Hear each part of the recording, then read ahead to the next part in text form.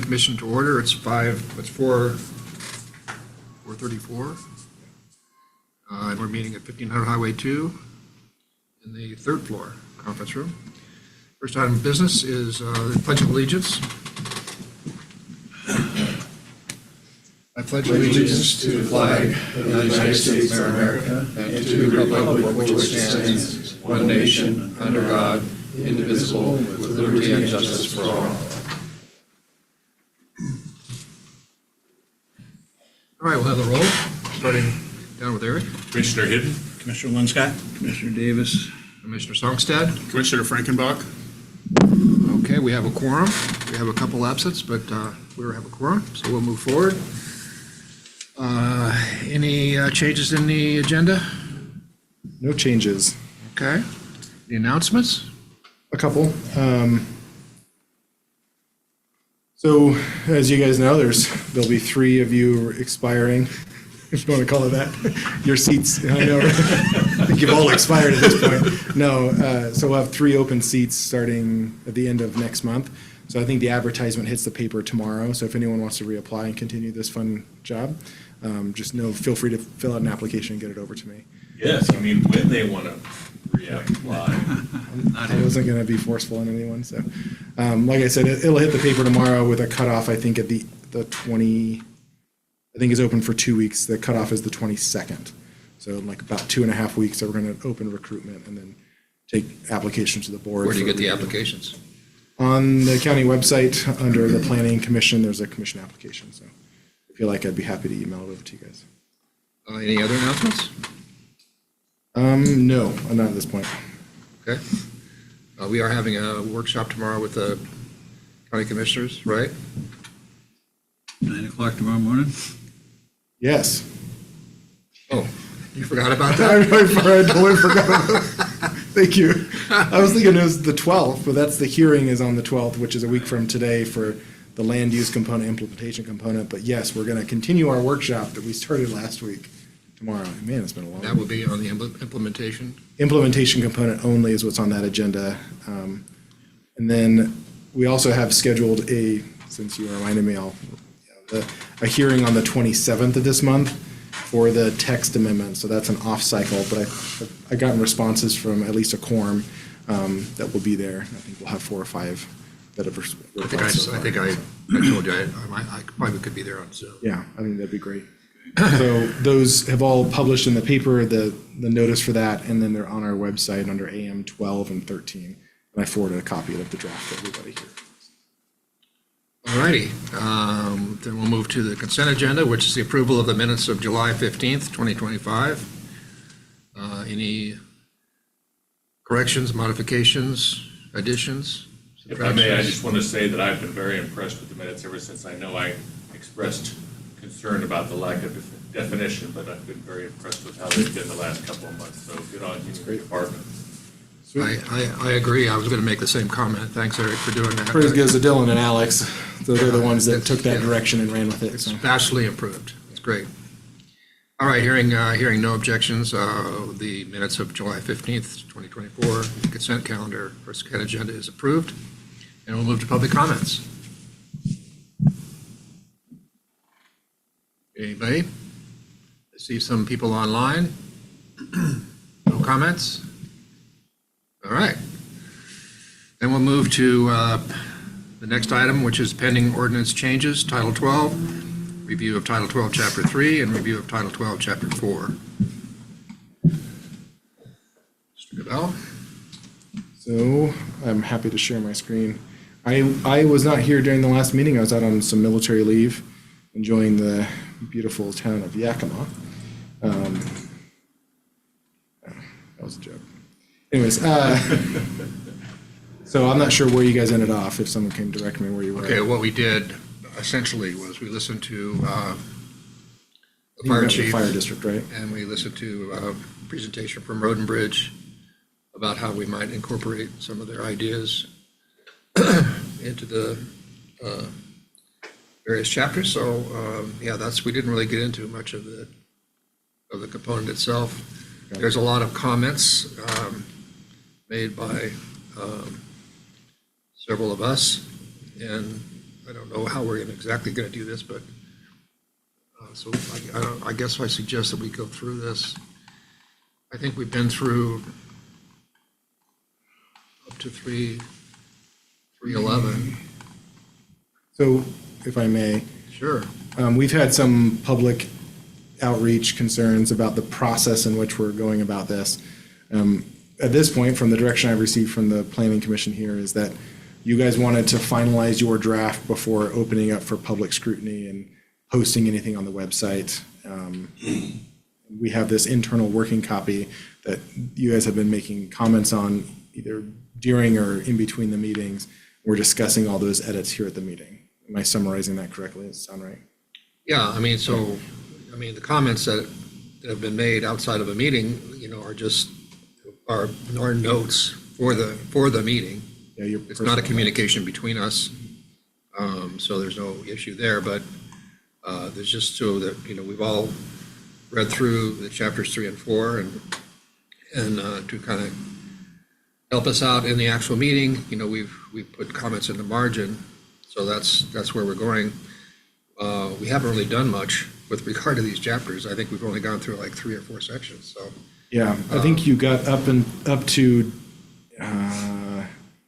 just the Forest 40, right? I think that's, if I remember right from back in July, we got to Forest 40, debated that, and then we started going through Ag Forest and rural residential. It looks like there's a lot more edits in there now, but, and that's where the conversation led towards, we need input from service providers, right? Right. So then I reached out to all of the fire districts, fire districts, EMS, road. I think that was the direction I received. So we got comment back from EMS, which I believe I forwarded to you guys on email. Does that sound right? I think so.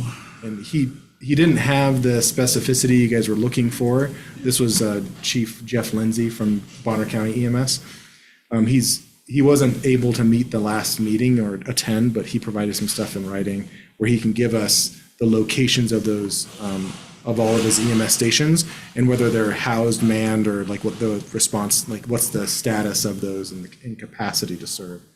I think you had a similar conversation with the fire chief about manned locations versus not manned locations. And He was going to get us GIS. that information from the various districts. Okay. I don't think I've gotten an email from him. I haven't seen one, but I can reach out because Chief Armstrong's reached out about a couple other things, so I can We follow up did with talk that. quite a bit with him about response time, Yeah, thinking that it could be a finite answer, and he explained it's not. yeah. It's just very complex, lots of variables. So in a sense, the same thing from EMS. Yeah. If we can try to show which areas are hot and which areas are not, that seems to be a good approach to it, but And then on top of that, coincidentally, GIS was building this model for another department, and it applies directly to what you guys are asking for, which is a location on the ground, where can I travel based on the types of roads?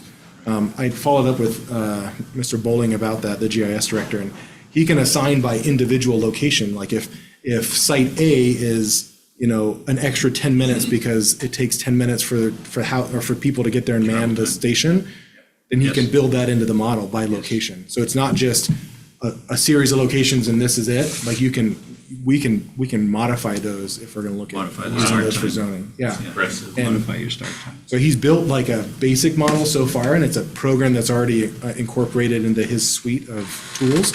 So there's no additional cost to the county other than time. We know GIS is always willing to give us some time. so one of the comments that Chief Armstrong had is that, that's useful information, proximity to the station, but it doesn't necessarily relate to response times. That's how we got into the discussion of, manned versus not manned, equipment there or not equipment there. That's what he was going to give us, this list of Other things. other, of that information, which would be helpful, but I think it's probably safe to say that proximity has something to do with response times, although it may not be the sole criteria. Well, I think the point Jake's making is if it happens to be an unmanned station. Sure. So now we have to wait for some number of firefighters the volunteers to come from wherever they are to the station. We could probably assign some average time to that. Well, If I Add that to any travel time. Yeah, so if site A is manned and they take 5 minutes to get out the door, you do site A is, X plus 5, and then, the distance, the time plus 5, and then site B is unmanned, so it takes 15 minutes to get there, 5 minutes to get out the door, so you add 20 minutes. Right. So you can do that by location if we have that information. But if it's just this unknown, too many variables to figure out, then there's not a whole, we have to do something on best available data, but. Right. I would think that'd be a tremendous tool once you can get those layers in GIS to be able to see whether it's EMS or fire, maybe even law enforcement at some point. Did Mike show you guys what it looked like on his, okay. It has like the color coded out, okay. Yeah, that was Very great. impressive. Yeah, it's very helpful. It's Yeah. gonna go, so. Would be. So with that spun off in my brain, So, sorry. and Matt Mulder alluded to it, but saying that the road system, as far as road links, there's no problem with capacity. And my experience with roads is the problems start to crop up in a rural area at the intersections. Turning movements, slow approaches, more volume on one road than the other, so you get delay. Those are the kind of things. So I was thinking, and I don't believe that Road and Bridge did this when they had the long-range transportation plan updated. There may be something there, but it may be a place to start, and to have a more robust analysis of our road system, road network, and just look for those places where that's going to also potentially affect the response time. So they are linked. You have to use the roads to get there and back. So I don't know exactly how to approach that. Again, I haven't talked further with Road and Bridge about it, with either anybody there, what they think would be a startup point, or do we just go find a engineering planning consultant and talk with them about it? Well, and the conversation that I remember, because we've had this discussion about, and I think it was Alex who made the comment, I can't remember if it's in chapter 3 or 4 or chapter 6, regarding, currently you have to have 5 acres, have to have frontage on a direct county road. Anything under 5 acres. Right, and everything under 5 acre parcels and stuff. And we had that discussion a little bit into that, and they're not exactly keen on that. So the question was asked to Chief Armstrong, according to International Fire Code, what triggers a large subdivision? I think that number was 25, if I'm not mistaken, is what he used. I don't know. So I don't know. I mean, that would be good information, because we have language in some of our goals, objectives for large land divisions. Well, but how many parcels is a large land division? Apparently IFC says it's 25, and if it's not 25, whatever that figure is, it would be good to, kind of align with some of this stuff from these, state agencies. Yeah. So the other thing that distance tool can be used for is distance to, like time to a location. So they're using that that's what it was to map solid waste facilities, like collection sites. Yep. So if I drop one here, like how many people can get to this location? So if you're looking at services where you're like a hospital, for example, it's like, okay, how long does it take to get to this location from an area? So just know you can go the inverse of what we're talking about, which is distance out, distance in. Which is interesting, because EMS already uses that type of analysis. If they're out there and something, is it going to be easier just to bite the bullet and get the helicopter in to transport, even though it costs $7,000, or wait for the ambulance to do it going through traffic and trains and everything else? So according to the trauma at the stage. Yep. How do we want to handle this? I mean, do you want to start with Ag Forest? Go back to the 322. text. So I think do we have any additional changes before this section that weren't discussed in open session already? I made a ton of them off. Sorry, guys. I made a ton of them up until Ag Forest. I can walk us through what I did to give you an idea of kind of what I was thinking, or we can skip down. I've looked at some of your comments, and they're simple and probably necessary. I mean, some of the deletions of Alpine and so forth. That was just cleaning up for consistency, yeah. Yeah. The first part I'll just start off back up at the very top there. Jake, you had a question about how we go about approving the county map, and it requires an ordinance in order to have an approved map. Yep. So that spurred me to go through there and look and do some research and just kind of clean up section 3.1 there a little bit more from what we started with there. The idea, I think, being that if we go with the electronic version, which is what we've said, I'm sure there is, but if there's not, there certainly could be a place on there where it prominently displays this map is current as of such and such a date, and as long as the county commissioners, when they pass an ordinance approving a new map or a new zone change or whatever they do, that date could tie into whatever the GIS announced date is that's prominently displayed. If we can add that to the disclaimer at the beginning. Even the disclaimer, as long as it's published somewhere on there, then it clearly shows, and what I wrote is consistent with that idea. If they can do that, which I'm sure they can, and what I wrote was basically consistent with that idea.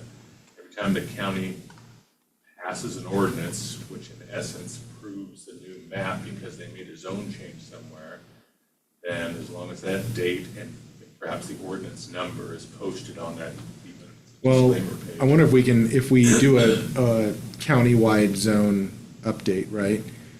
If individual quasi-judicial hearings happen on properties, when those changes happen, let's say it goes from, Ag Force 20 to Ag Force 10, when you click on that property, it's gonna show the ordinance, and it can tie you into a recorded instrument number. Like, that's what we have right now. Well, Is that public facing? I know it's not on the public Okay, one. we can make talked it, about I think we can before. make Should it be. public facing, because we have that data Sure, good one. available, so. Very good information. So I don't see, Eric, your suggestions for 310 on this I side. think it's that first sentence, right, Eric? Yeah, I mean, And then, But if when you click on any of those changes in there, the deletions and stuff like that, my comment, well, the notes should pop up here on the right. I don't know why. Maybe you got to scroll down to Is see that them. it right there? That's one of them. The version I'm looking at doesn't have any of Eric's on there. it starts with the county is divided into zones. Oh, yeah, you got a totally different setup over there. I don't know why. That one too, both computers, they're not talking to They you. don't like you very much, huh? I don't know. His doesn't show up at all. And you got the right one open, you got Jacob L's, yeah? If you want to give me 5 minutes, I can go down and get one of our Dell computers, or actually, can you go grab the computer hooked up to the conference room TV? Your font's all different and everything. Yeah, it's just right in towards my office on the right as you walk through the door. It's hanging on the wall. Well, that one did the same thing. Yeah, it did the same thing. Give Dylan a minute, and I'll get you logged in on Word. So Oh, is that the blacks, what was there, and you added that other color, I'm gonna call it, No, I've Did got you do different something colors else? on mine, that's gonna be totally Right, whatever. well, the he's- The only way to colorblind tell too, what's so- mine. Yeah, that's the trouble, colorblind you're in anyway. Google The only way Docs, to we need to be in, click on one of the comments, in a, and in it'll a tell you who mic- did what. in this one, so There's me. did you okay, and then back here, go backwards? okay, there it is. Okay, Now go over here to okay. Chrome. And then, Go up to the upper right corner. Is there, no, there's no bunch of dots. This one? scroll up all the way. Make sure it isn't. Ah, Because shoot. you're not, scroll down to some extent because you can't see Google. There we go. There we go. Now Click the on multi-dots. on the chiclets. Yeah, there you go. Now drive. And then So the shortcut didn't work, huh? no, you just go the regular way, like over, when that goes out to Shared shared drive. drives. Third one down. There you go. Is that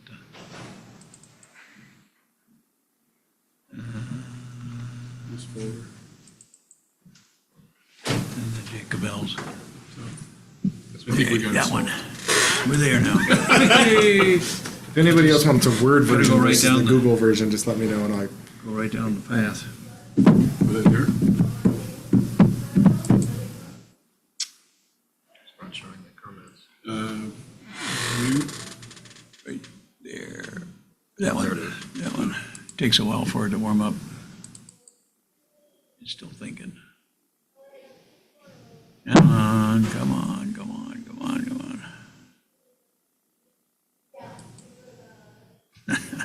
Try view. Oh, there you go. There you go. There you go. It just took a while to load up. There's so many comments. All right, we're cooking. We're cooking. So anyway, that was my intent, is just to kind of try and answer the question you raised, Jake, in your comment about, how do we implement it purely electronic and show the necessary approval by ordinance? Makes sense. I think in my research, there's no requirement for a physical map. I think Matt and I both dove into that, and I didn't see anything in statute that required a physical paper copy with a signature on it. Yeah, that is a county ordinance. Yeah. As long as we can back up the digital map with a recorded ordinance, I think we're okay. Sure. Would that's it the be whole- helpful and useful to maybe also denote on there, this version of the map includes, I'm not sure what the right term is, ordinances up through X, whatever X is, as the commission I think, passes ordinances to modify the map. Yeah. well, I suspect when we get done with this chapter 3 information, that this is going to pair up with a county-wide zone change similar to the land use component and the land use map. If that sounds amenable to this group. So they kind of go hand in hand, like we're adjusting the language of the ordinance, we're adjusting the map to meet this language.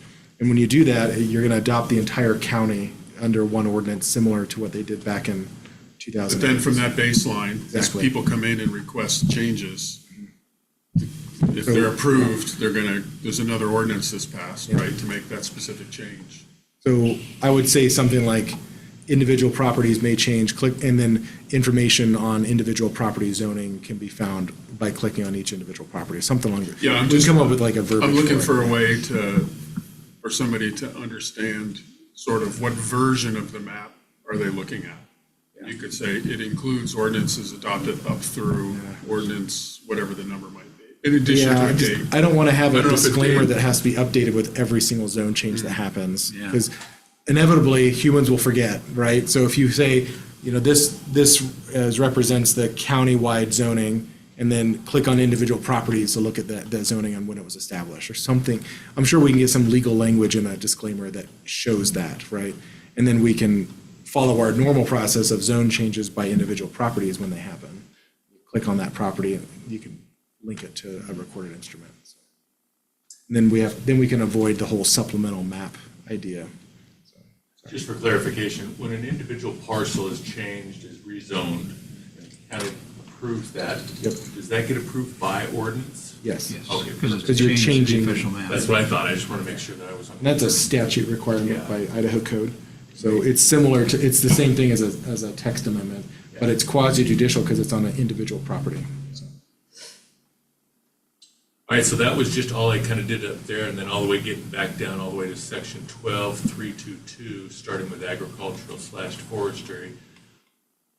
I don't know if we talked about it specifically, but I thought we touched on the fact that since agricultural forestry is kind of got a 20 and a 10, I broke them out into different sections so that it was much more clear, rather than just have one section that was called agricultural/forestry district, and then trying to delineate what was a 10 versus what was a 20. For clarity, being consistent with the chart at the top that delineates all the specific categories we've got, we broke that out into a separate zoning designation in the chart. So I thought, well, I'm going to break it out into a separate paragraph. I didn't really change any of the words. I mean, I cleaned a few things up that you can read, but beyond that, that's the only other big changes I've made up until we get to ag forest. So I see in the title on 12.322, ag/forestry 20 added district. But then in the second sentence, it looks like 20 was added but then deleted in the changes. It could have been. That was not my intent. It should still be there. Yeah, I would think it would still be there because you made capital letters Yeah. A and F, and then, It gets so take tough the keeping strike. track of what's Yes, it been added, is. what's been deleted, what's still Right. supposed to be there. So that should be Totally undeleted. appreciate that. So we have two different versions, I think. Oh, boy. Well, I'm right, well, maybe I'm getting ahead of myself, or just. Yeah, the second 322 says forestry 10. This is 20, so there's what I was talking about. Yeah, Okay. oops. No, And I neither can, 20. I can clean up some of this, because Yeah. you I want did- 322 and then See this? 323, and then. Yeah, Exactly. It I kind have of to keeps- renumber the paragraphs. So the Let's, second, maybe push the margin over. There it goes. There it goes. the second 320 is Okay. ag forestry 10 district. Yeah. And again, that 10 got deleted there in the sentence. Oh, okay, Accidentally, same it should not have problem, been. yeah. So this just makes the clean distinction between the two districts, as opposed to what it was before, Yeah. where Ag Forest 10 was, well, anything that's not in 20 is in 10. Such a cute thing. Even though it reiterates a lot of the same criteria. Exactly. And this is going to come up later, and obviously we got a lot of public input on this too, but trying to be very specific about what delineates this zone from that zone. And when you're talking about Ag Forest 10 versus 20, that's especially pertinent and or difficult to do. So I think the only real difference is slopes we talked about getting rid of, like Matt said. So then what are you really limited? What are you left with? Well, exactly, and so when we're going to the first 322, number one, establishing residential density limits and conservation development standards to retain area size for agricultural production. I think I made a comment in here someplace else. Agricultural production to be viable, we got 3 different places in Idaho State statute says that is 5 acres. 3 different places that says it's 5 acres. For the agricultural exemption takes 5 acres, and that includes a home site. Agricultural Protection Area Act, 5. Definition of subdivision, there's provision in there that Ag uses. for ag uses, as long as they're all 5-acre parcels. So what are we gonna come up with? Yeah. Because we're saying here for agriculture production, but when you have state statutes, including the recent APA, that says 5 acres. Well, that's a Which minimum, doesn't, though. I which the don't- I'm not sure that statute that- says doesn't have anything to do with zoning. No, it doesn't, but if the state feels, and the census and the APA, that what does it take to have a viable agriculture? 5 acres. I think we can define the agricultural forestry district any way we want. I don't think we're Right. bound by APA or what a forestry exemption. or Because it agricultural specifically exemption. says we're not. It can be anywhere. But then we should be very objective in how we go ahead and do that, So in my what, opinion. yeah, so what firm criteria? So what, of course, my comments didn't show up here, but I thought we should go back and look at how we defined agricultural forestry in the comp plan. And my comment was to set that out so we could look at it and kind of compare, but it didn't make it to this version, so that would be my suggestion, that we look at it Split screen. and we modify this to be kind of consistent with that. Okay. And obviously, there's a lot of problems with what's here because we still talk about slopes, all that kind of stuff. And, as Dave said at the last meeting, a lot of what we've tried to focus on is the road system. And Right. how far out you are, smaller roads, all that kind of stuff. I'm not sure how to define it, but while yes, I agree that there are meaningful ag uses that you can accomplish on a 5-acre parcel, there are some ag uses that you can't do on 5 acres. Right? You're not gonna cost effectively grow hay, I don't think. I'm not a farmer, but I'm just guessing. You're not gonna cost effectively grow hay on 5 acres. And you could keep a couple cows, but you're not gonna really have a real cattle operation on 5 acres. So I think, and we need to probably, I agree with you, Matt, we probably need to work on that definition, but it's not simply just to enable ag uses. We have to somehow draw a distinction between different categories of ag uses. And we're trying to keep some places with larger parcels so that some of those ag uses that require lots of land can still happen. And yet we acknowledge at the same time that you can still do ag things on 5 and 10 acres if that's what you want to do. But it's going to be a different group of ag uses. So what I did when I was looking at that, down further in rural, I started to add more things to help us define what rural means, right? It's sort of challenging. And in there, I tried to say things like, well, for 5 acres, agriculture is likely not going to be the overwhelming primary purpose of this 5-acre lot, but it is likely to be of strong interest to the resident or something along those lines. To try and differentiate, is this agricultural pursuit going to be like a business venture or commercial, in which case it's likely to be a larger, I don't know if that's not until you reach 10, 20, or 40. But at some point, I think when you get small enough, like maybe 5 acres, most everybody that's got 5 acres is growing something on there, but they're probably not doing it as a business. Does that make sense? Yeah, because the ag exemption just talks about making $1,000 profit a year from your ag use. That's not enough to sustain anybody. That's not, I their think that's primary. gross, not net though, right? I forget now what the question meant. Either way, even if it is Right off gross, that tractor for 40 years. Yeah. even if it is gross, that's really gross. Yeah. Not enough to Gross. buy milk for the kids, so, In general, that's true, yeah. although I know of some cases where people do make a living off of some pretty small pieces of land. Yeah. Sure. So, Well, so I was thinking, one place where we can get some good information about this is through the Farmers Market Association. Most of those Yeah, people are on small acreage. I tried that. Yeah, and what'd you get? I didn't get Stonewall? much willingness to share information.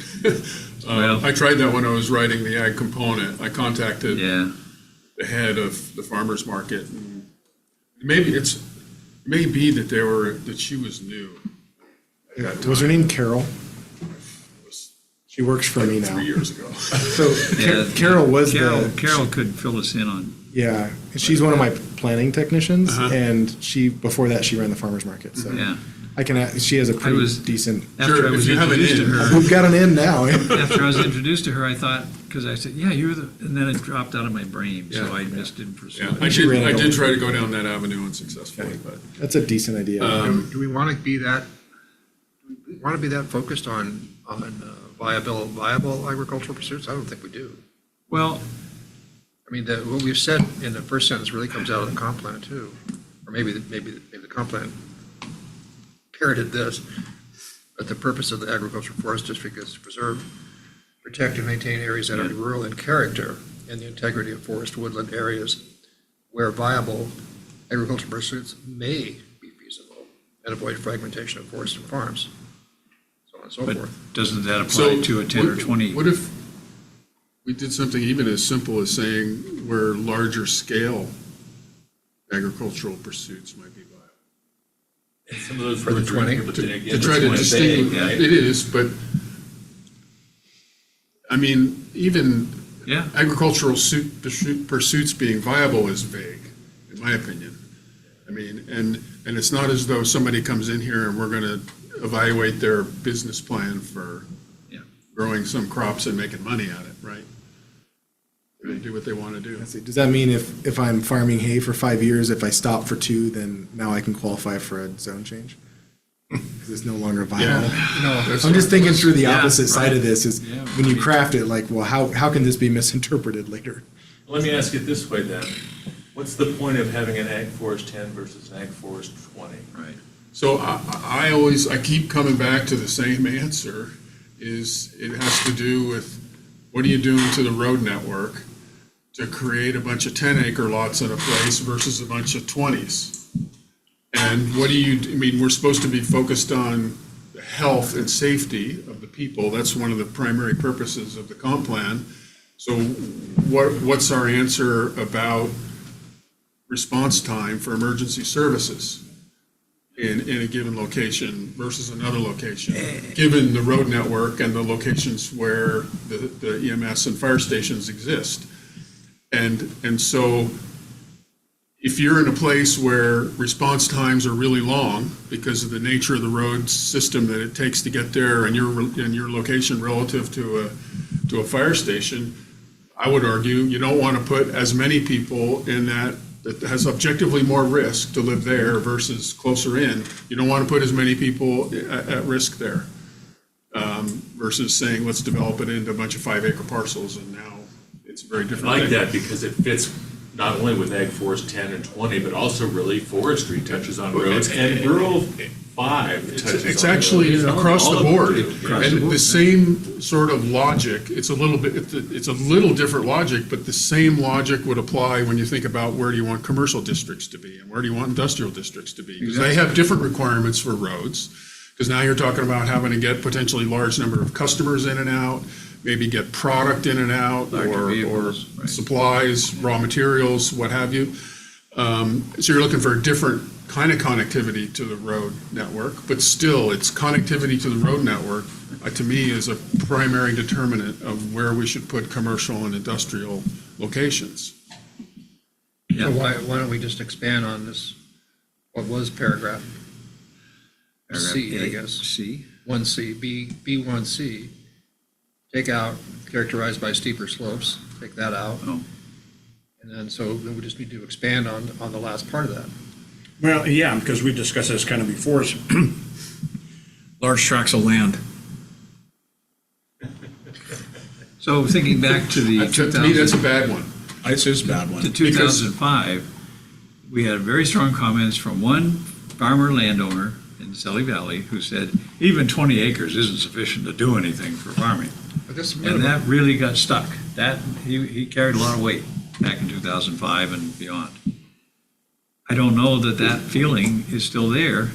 I wish Mr. Taylor was here to comment on that. Well, because- this is an example of one, but I know a person because I ran across her in the course of taking a farming class when I first moved here about 8 years ago.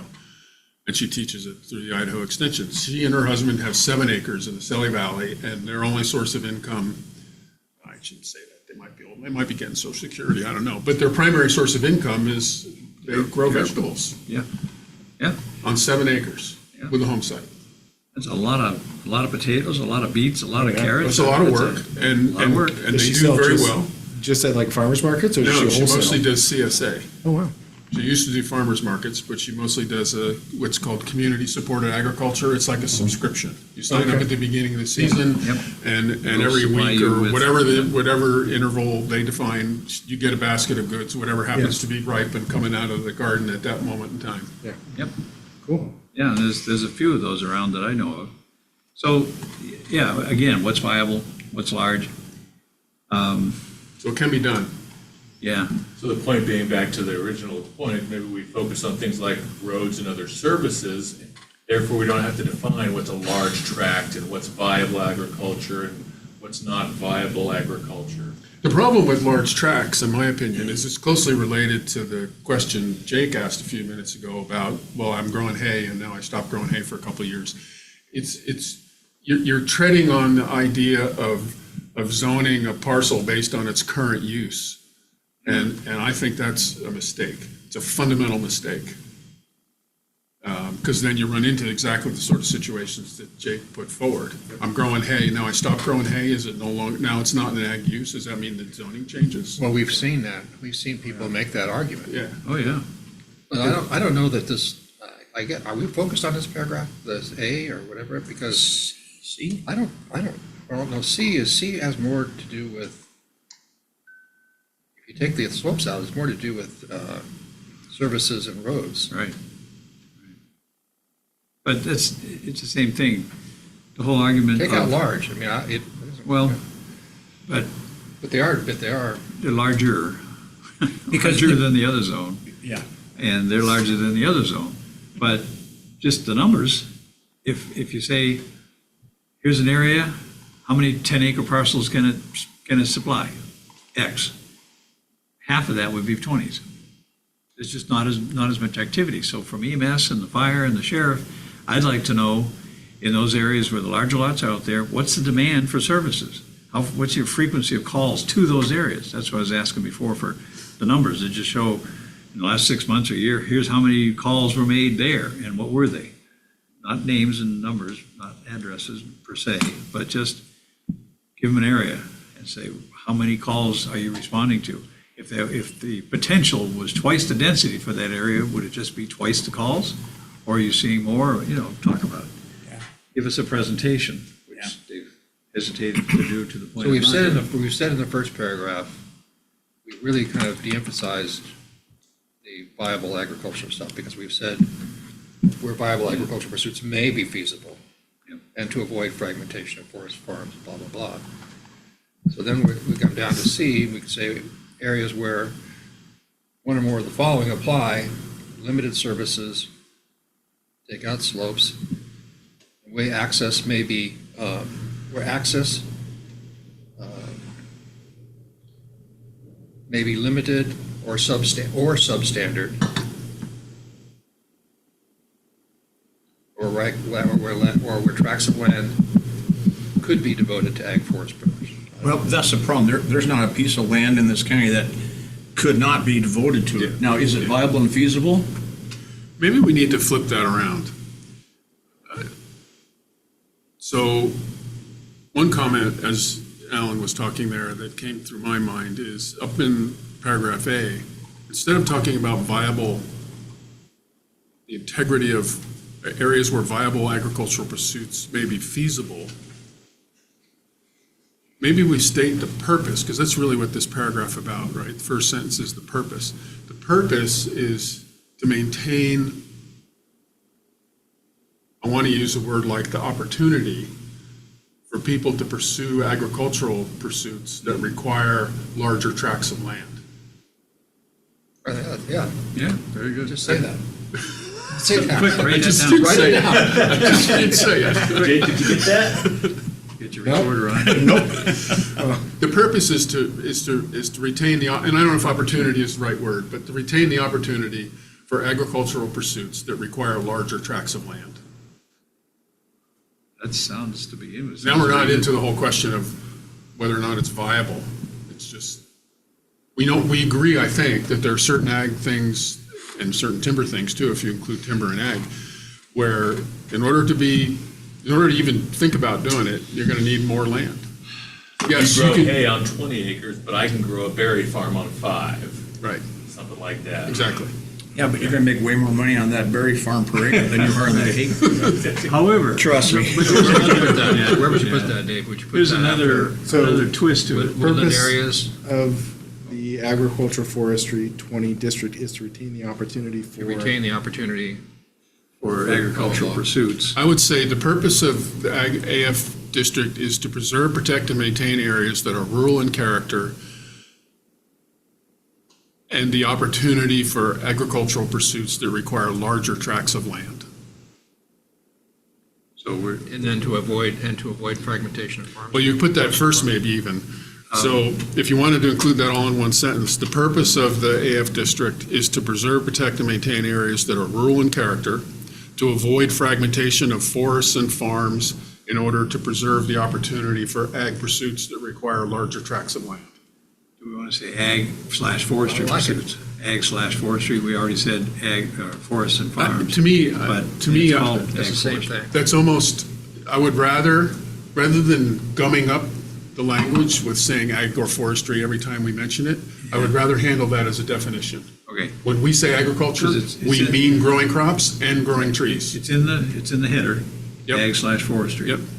Because then we can just say ag and we don't have to keep repeating ourselves over There and over in the again. purpose statement of the AF or ag forestry. And then you said farms or forests, and then but then it just says agricultural pursuits. So what I was thinking too, so quite often, we get the situation where somebody says, well, I'm not interested in farming. I love living here, but I don't need 20 acres. I only need 10, because I'm not a farmer. I'm not pursuing ag or forest. I want to divide it and either give to my kids or sell to the neighbor or just make money. How do we talked about that later, about not fragmenting, which should be an overriding thing for all the zones. At all costs, don't fragment the zone, the district. It says, well, that's a fragmentation of farms and forests and farms, but not the completeness, the sanctity of the zoning district, so it doesn't get a whole bunch of pock marks in it.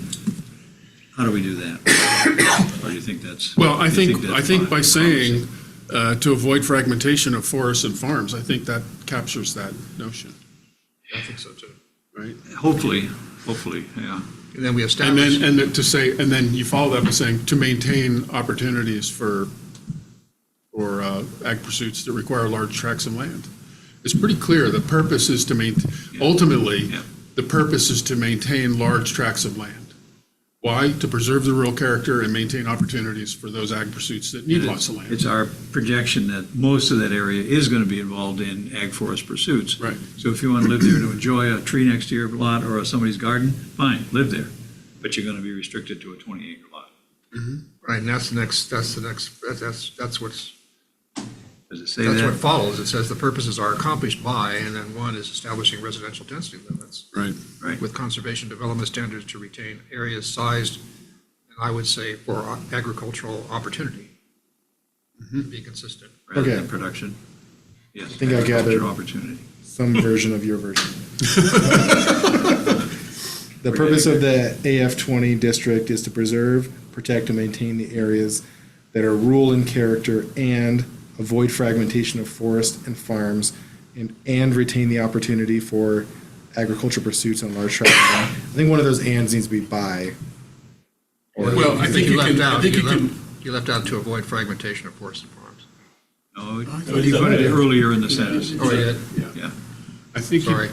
I don't think you Missed need that. an and there. or just comma, yeah. Comma. It just Comma. purposes, or the purpose, or should we purpose or purposes? I don't know. If it either ands or commas, there's more than one Purpose purpose. reads better to me, but. Yeah, I mean, Yeah, to me it, too. it does, for somebody, I don't know. Okay, Now, So then the last sentence, you have to change where it says that this is really a nit, but these purposes, change that to, this is accomplished by. Correct. yeah, because there it's plural, Right. and then up above it's singular, so Good catch. that's where I was going. And, da-da-da-da-da. and this is-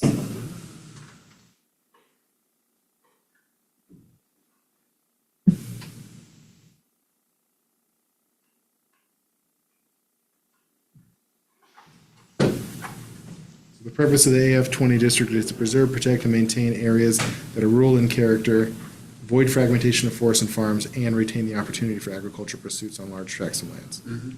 This is accomplished by 1, 2. And at the end of one, Alan pointed out, instead of saying for agricultural production, change production maybe to opportunity. Agricultural opportunities, probably. And there, should we qualify agricultural by saying something like larger scale? Or something, or just, We're going to define what the large scale means. Yeah, yeah. all right, How about just leaving it That's fine. ag, because that mimics what's said above. yep. Limiting non-ag uses to those. I'm going to clean up a clean red line version of this. So on number Yeah. two, Hopefully for you guys in the next meeting. the last part of number two there, why don't we eliminate that? Or requiring close proximity for supportive, I don't know what that means. So one of the things that we heard in most all of the sub-area plans is people wanted to make sure that we continued to allow for things like farm stands and other uses that are fundamentally commercial. Commercial type But ag uses. closely related to ag. Agritourism is another one. Yeah. Uses to those compatible with. And there are people who do agritourism in the county.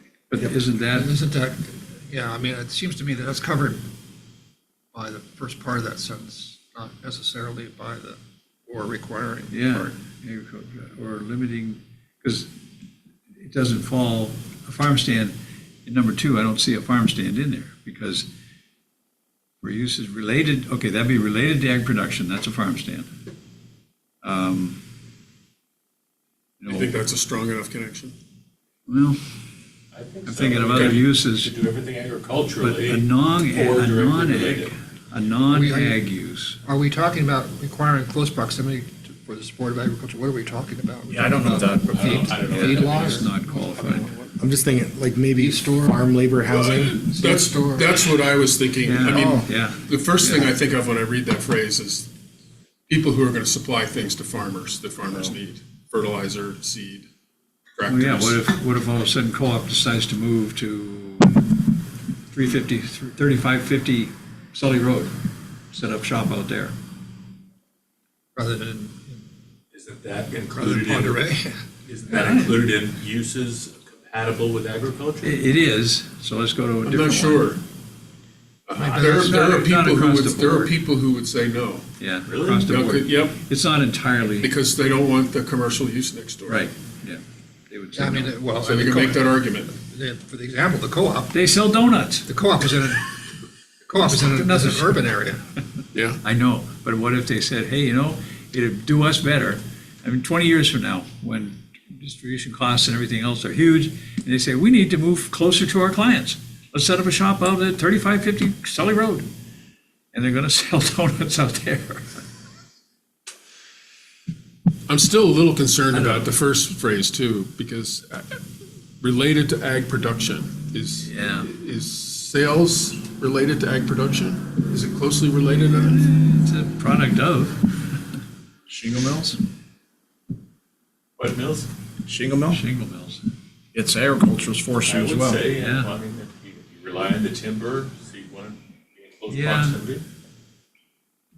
Yeah. Well, its use is related. Well, this would be like, okay, Apex Tree Service. They're gonna locate out there, which they are, in the Ag Forest Zone. They're related to Ag Forest. They are, Peter's business. I don't know if he runs this thing as a business or he's just farming himself out, literally. But he's supplying machinery and expertise to the local farms. Is he a commercial business? I don't know. But something like that. It could be Well, maybe. but that would maybe- clearly be a use related to agricultural production. Yeah, yeah. I'm stuck on non-ag uses that are compatible with agriculture. What are they? I don't know. The only thing I think of is like farm labor housing. Housing, it doesn't directly, right? It's a residential style use. But that, I don't know if there's a protection in that in state statute. I know it's been historically allowed in ours. It's only been utilized a couple of times that I can think of. Yeah, it's an old. Non-farm house, just like labor housing is different, and we've used that for, I think we've had some of that for, like, under multifamily, for like golf courses and other style commercial or rec uses. But This, maybe one or two farm labor housing I can think neither of. this section nor Ag Forest 10 blatantly says you can live in this zone without being involved in ag or forestry. So therefore, is it prohibited? I don't think so, but do Well, we need to? yeah, and that's gonna come say in those something? use tables and those standards, which is coming up here, I don't know, Yeah, another page, we're yeah. gonna start talking about those. And But I don't, is single family or duplex or whatever, are they listed in the use tables? yes, they are. Under Under residential, on the Yeah. residential use table, right? Yep. So it should say a P under forestry. Yeah. Yeah, I mean, I think we can't put everything in the definition section. No, that's what the use tables have come in. Well, that's what a lot of Very people strongly. need to start doing more of, is, Diving into those. I know, but that's kind of where we have to go. Oh, yeah. I mean, What's that one got, 49 footnotes? yeah. Which one is this? So it seems to me that, okay, we haven't finished with 2 yet, but it seems to me that, I'm skipping down here, what was B1C, where it talks about areas where one or more of the following apply, needs to go up, and now it needs to be 3 under A. It needs to be A3, and then we need to figure out how to get the concept of roads in there. Well, I think this language down here in C, it starts out good, limited services, where access may be. Should we also make a statement in there about where response times for emergency services may be Yeah. longer than average or? Yeah, I think so. Something Is like that, that. so is that a number 4? It could be. Maybe or- number 3 or is, if- 3 is roads, 4 is Yeah, services. You can make that, because, yes, because that is more than just the roads. It's So also pulling out limited where are the- services, Where are the stations? trying to stick roads into what is now C, and then put another subheading for limited services. Take limited services out. Yeah. So then it would be, Well, put it in Where- Put it in its own paragraph. Put it in its own paragraph, the next one. so then that would be C, would just say areas characterized, or areas where access may be, whatever we're going to say about access. We take Absent out or limited? Slopes, and we take out limited services and make that a separate paragraph.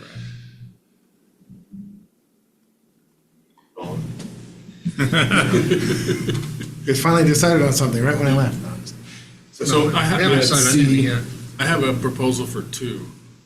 Okay. Allowing for uses related to agricultural production and distribution. And limiting non-agricultural uses to those compatible with with agriculture. Or requiring, I want to change that. Compatible and in support of agriculture. Get rid of the last part. I agree. That's good. Perfect. Allowing for uses related to agriculture. Production and distribution, so that covers farm stands and stuff. And limiting non-ag uses to those compatible with and in support of agriculture. And then eliminate the last phrase. Yeah, limiting everything after the paragraph, after the comma. Very good. Then we're talking, Jake, about creating a subparagraph 3, Oh, to that. which would then encompass the idea of the roads Okay. system. So it would be areas where access, you can do this, Dave, better than I can, access may be absent or limited to substandard roads.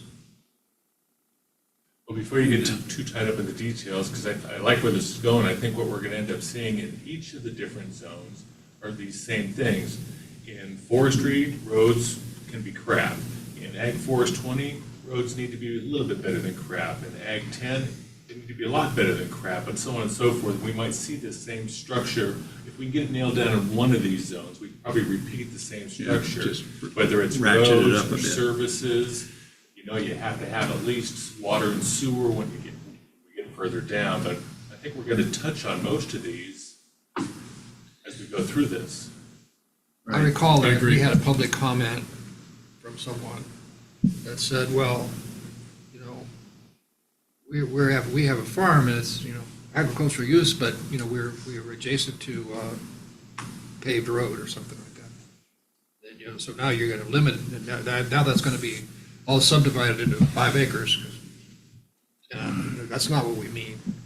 It's a difference between where is this zone permissible? How do I say this? I understand it in my mind, I'm not sure how to explain it.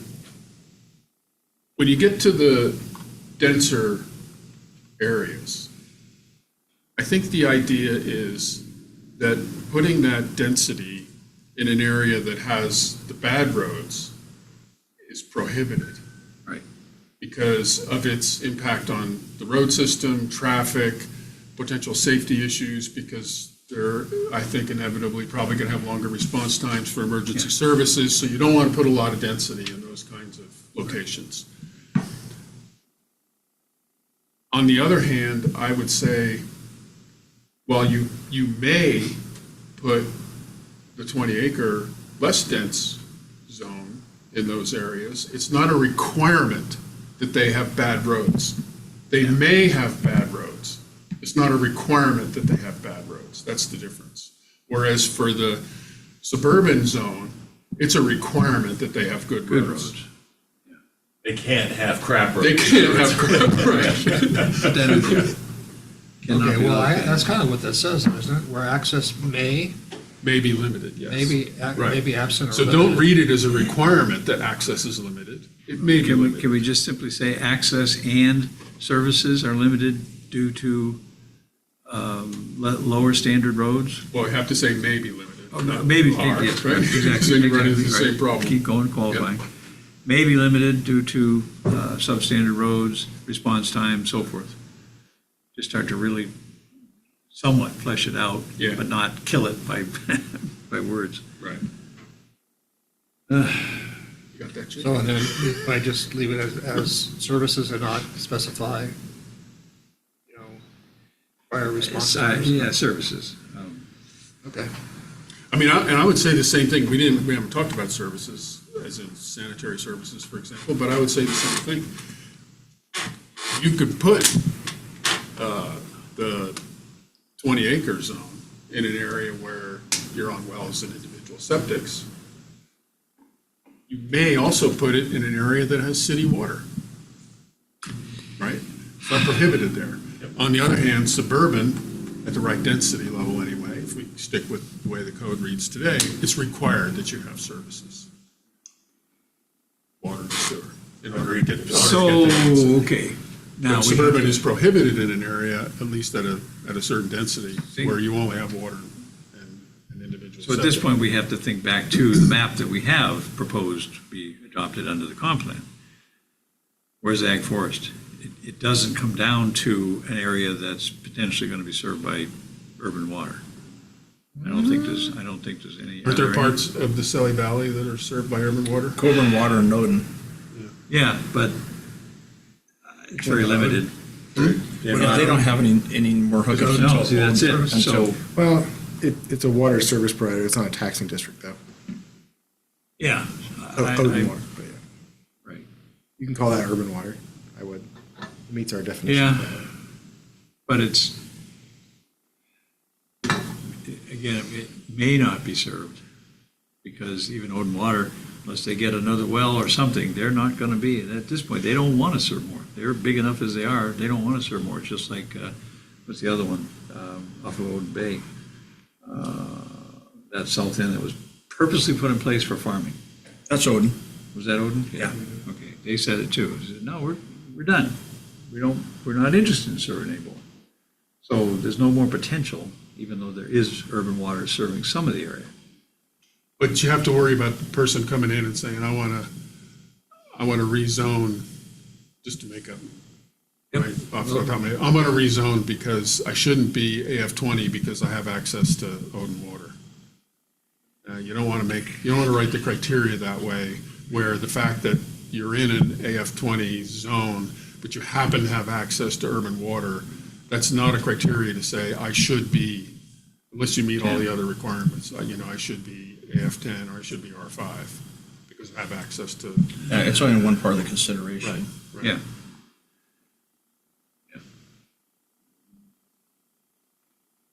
So again, we're setting up a mix of things. I No like this. islands, no this, no that, this, that, yes, no, yes, no.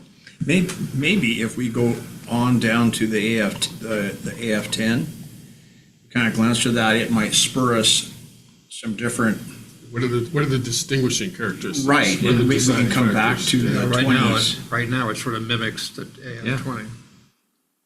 And the only thing that we've talked about is just that, it's proximity, of opportunity for services to get there in time with good response times.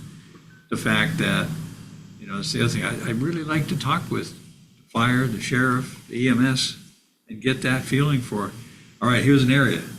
It's right now 20-acre lots. What if they were 10? Would you cringe? I kind of asked that to Jeff Armstrong. And he took a deep breath, a sigh. Like, oh boy, that would really, but he couldn't quantify it because he didn't have the figures for, in that area, what's my responses now? How many? Is it growing? Has it changed over the last 5 years with more people living there, whatever? You would expect him to say yes. But what comes with that? Then, he did mention this, he said, in a pure farming area, I know what I'm going to be contending with. The guy rolled a tractor, he's going to be pinned. Hay fell on him out of his hay lot. Guy put his hand in a shredder, all that kind of stuff. What about the non-ag uses where they're out there and they're getting heart attacks from 85-year-old people and more of that? That was the wild card that he couldn't contend with. He just, I don't know. It's changing so much as we gentrify the county and so forth, it's changing so much, we don't know. How in the world do you plan for that?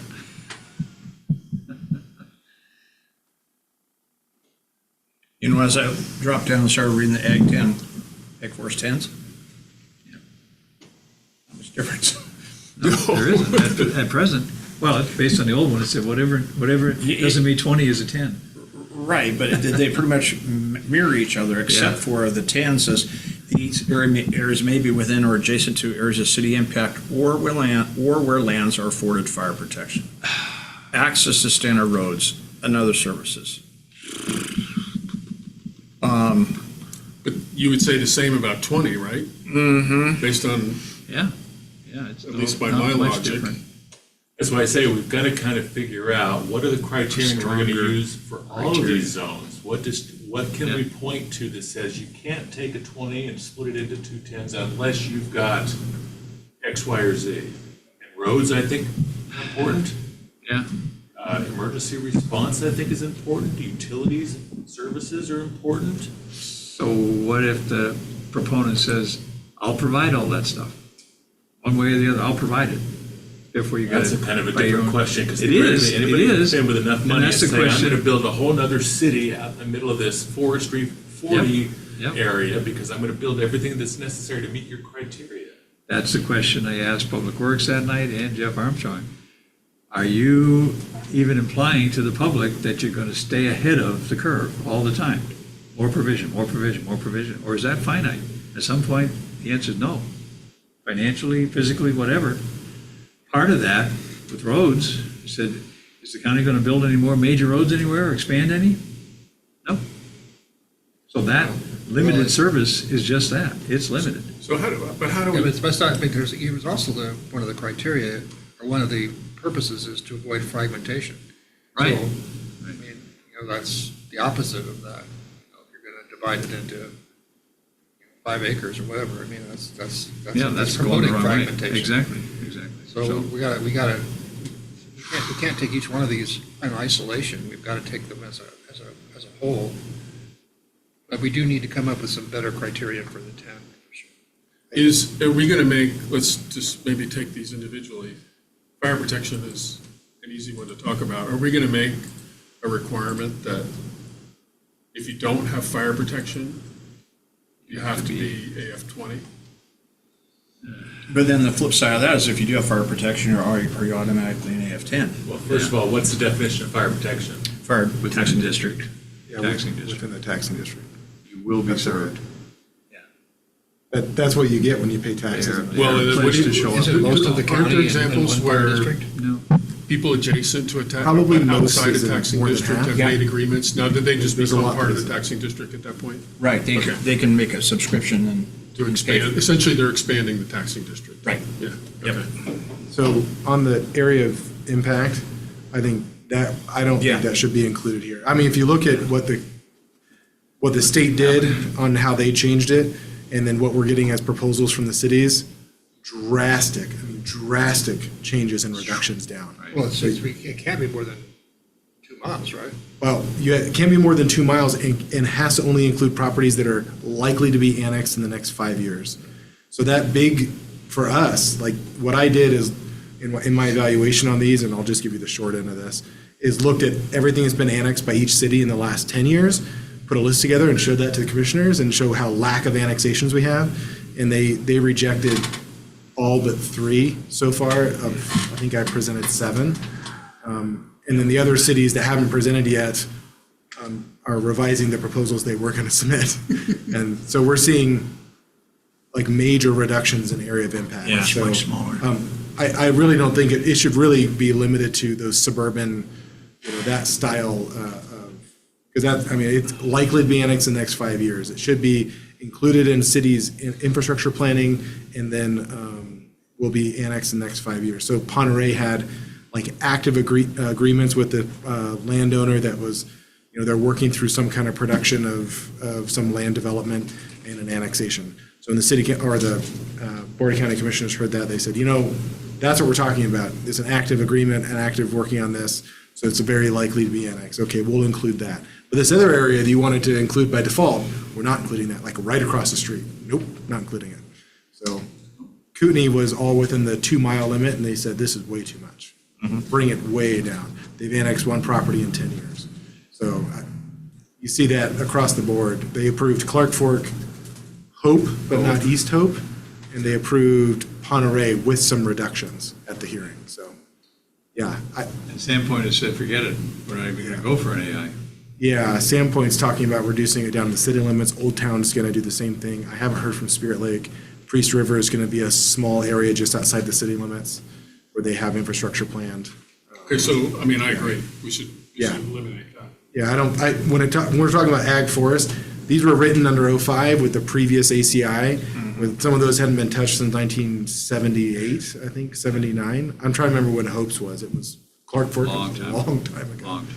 So, anyways, and they are reviewed every 5 years now by statute. They're required, so. So, and so how do we get more definitive?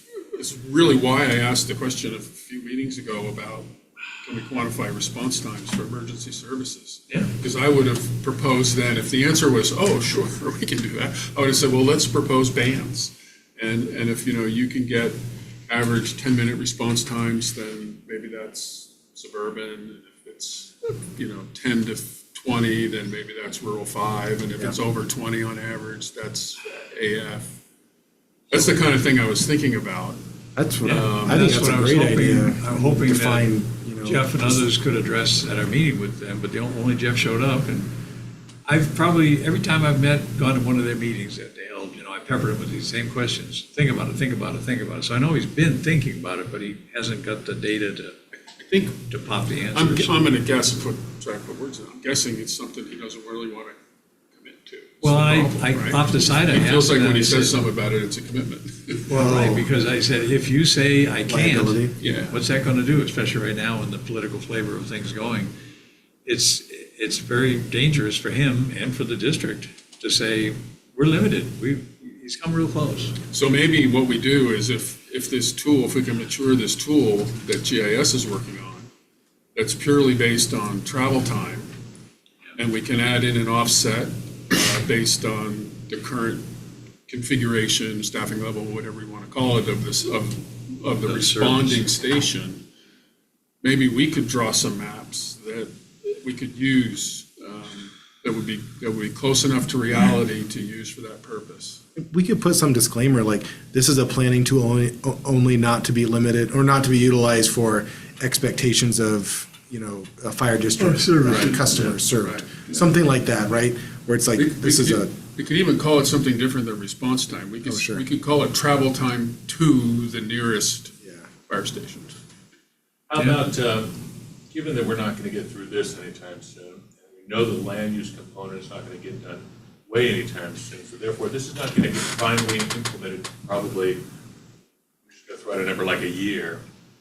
How about for the purposes of moving forward in the meeting, can we just agree on the concept I think we're all talking about, which is coming up with a specific criteria we can point to delineate different zones, and then we can go back and fill it in later as we do more homework and figure out, can we specify a specific type of road? Can we specify a specific response time? Can we specify specific types of other services that are required for each of these different zoning categories? And we could fill it in over the course of the next year while we actually continue to polish this turd. Well, first of all, I would ask the question, are we not in agreement on the concept? I think we are. I think we are. Yeah, I think we Okay. are. We're there. Let me throw out one other idea that I've thought about, and I think this came from Southwest Bonner sub-area plan. They were talking about the concept, and I don't know how to use all the right terminology, but in order to be in a certain zone, you had to be able to travel to a major arterial on less than two other roads. Just going to ask, didn't Sagal, as part of the background discussion for their distances out from 95, that's sort of what it was? Sort of, but I don't remember that we talked about Yeah, that concept maybe. it But was you could different. say, and you could pick the numbers accordingly. Yeah. And it doesn't work all the time, because We're not in Iowa. We have mountains and weirdness here. well, there are places where you can be pretty darn remote in this county and not have to drive on very many roads Yeah. to get to a major arterial. How many roads do you drive on to get out to 95? 2, right? Fish Creek and Old South Cocoa Loop. Well, Rabbit Run, Wow. so 3. That's You not could be road. way up Lightning Creek. I was saying, And, yeah, and, Lightning you know, Creek. you're. Not anymore, not most past are- 8 miles. Most of your drives on Lightning Creek, and depending on where you are relative to Lightning Creek, it's not that many roads to get to a major arterial. So I'm not sure it works all Yeah, the I- time, but it's something to think about. Have to proof it. So something like, Or maybe a combination of how many roads and how long of a distance. Maybe So, both criteria. the way I have this written now is like areas where access may be limited on substandard roads and within emergency response band X, right? Or emergency services response band. It's a concept that we can flesh out. I have it highlighted for that same idea. And I agree, Eric, with your fundamental approach. I mean, it's probably not worth spending a lot of time getting too far down the road. Yeah, however, I do want to make sure we capture Alan's point too, and that is, I don't want to make it just so it's automatic, that if people can check these blocks, that means they automatically get Right. a rezone. We ought to make sure we always focus on the overarching purpose, which is maintaining large tracts of land for potential agricultural opportunities when we're talking ag forest, and it'll be the same maybe when we go back and look at forestry again and when we move to rural. There ought to be the overarching principles of why we have these different zones. So we can't just say, hey, I've checked off services, roads, and response times, therefore I want to be rural 5 rather than ag forest 20. I don't know, we can't make the assumption that we're gonna craft a perfect zoning map. That, I mean, that's why the state statute allows and affords property owners the right to request a zone change, because the government's never gonna produce a perfect document, right? I think we can all agree to that. Regardless, I mean, I guess if we spent years perfecting it, we could probably come pretty darn close to perfect. No. I don't Maybe? think so. Yeah. Maybe for a small city like Clark Fork or Dover, they can produce something pretty close to perfect. But as far as like vast county, like, we can come up with these concepts, but that's why the statute's written the way it is, because individual property owners need to be able to look at their property and say, I meet the criteria for this other zone, and then make the argument to the elected officials. But we also wrote a policy that says, one of our policies is to try to maintain, and I'm paraphrasing wildly, Yeah. maintain the integrity of zoning districts. Yeah. You know, Yeah. They're supposed to remain sort of whole, Yeah. not become piecemeal. I think what Jake said is very accurate. I think the concept of zoning really applies more to urban areas than it does Yes, it to the large rural. Yes, it does. We are a very unique county where we have urban-like densities, right? Not to Because you throw can, that word city, back at you guys. you can say, okay, But- this is going to be commercial over here, this is going to be Yep. industrial over here, this is going to be R5, this is going to be R1, this is going to be R2. Yeah. You know, it's not that difficult to do. I mean, the states with like major protections on no rezones in counties all have like urban Growth boundaries. like urban growth plans, right? It's the UGBs, the, UGBs. what do they call? Yeah, urban growth boundaries. Urban growth boundaries for cities. And outside the cities is just protected at the state level, saying you can't subdivide, period. Like, it's very rare that the state allows, so it doesn't even give the latitude to the counties. In this state, we have a focus more on private property rights, with affording property owners the ability to rezone or request rezones for their properties. So I think we just have to kind of take the facts as they are, then, yeah. But I agree with you, Dave. Like, we can put the policies in there, say, we don't want to see a lot of comp plan changes and a lot of zone changes, but barring the fact that we're going to make some mistakes, and sometimes people are going to come in with a good argument, like, hey, this really should meet this, and look, it's like, oh, yeah, that makes sense. So, Well, and the other thing I don't think we should lose sight of is that the facts on the ground can change, oh, yeah. right? Maybe not extremely likely, but you can build roads. Fire districts can You be can build new fire, you improved. can build new fire stations or improve the staffing at a fire station to better response. Northside's collecting impact fees for that very reason. And they go improve and build a much bigger facility and then change their response rates. So if those are the criteria, then when those criteria change, then you should be able to do zone changes to reflect that. Should we go over the rural district? Well, did we really didn't try to tackle 10, did we? The tens? Just need to come up with that different criteria, that's all. All right. So I'm guessing you guys want to have that same areas where access may be limited line to 10. And then, I don't know what, Because currently it says the proposal is areas within or adjacent to city impact, which we decide we'll probably should get rid of, or where lands are afforded fire protection. Well, if you look at those fire district boundaries, they encompass Most of. yeah. And right there alone, with that, also with a county road, it would all be tens. I mean, so that's what we've got to kind of look at, and see if there's anything else in there that we can come up with. Well, this does refer to, standard roads Standard roads, yep. and other services. I mean, that's pretty vague. I like the idea though, like Dave said, the distance from, let's say, the staff fire station.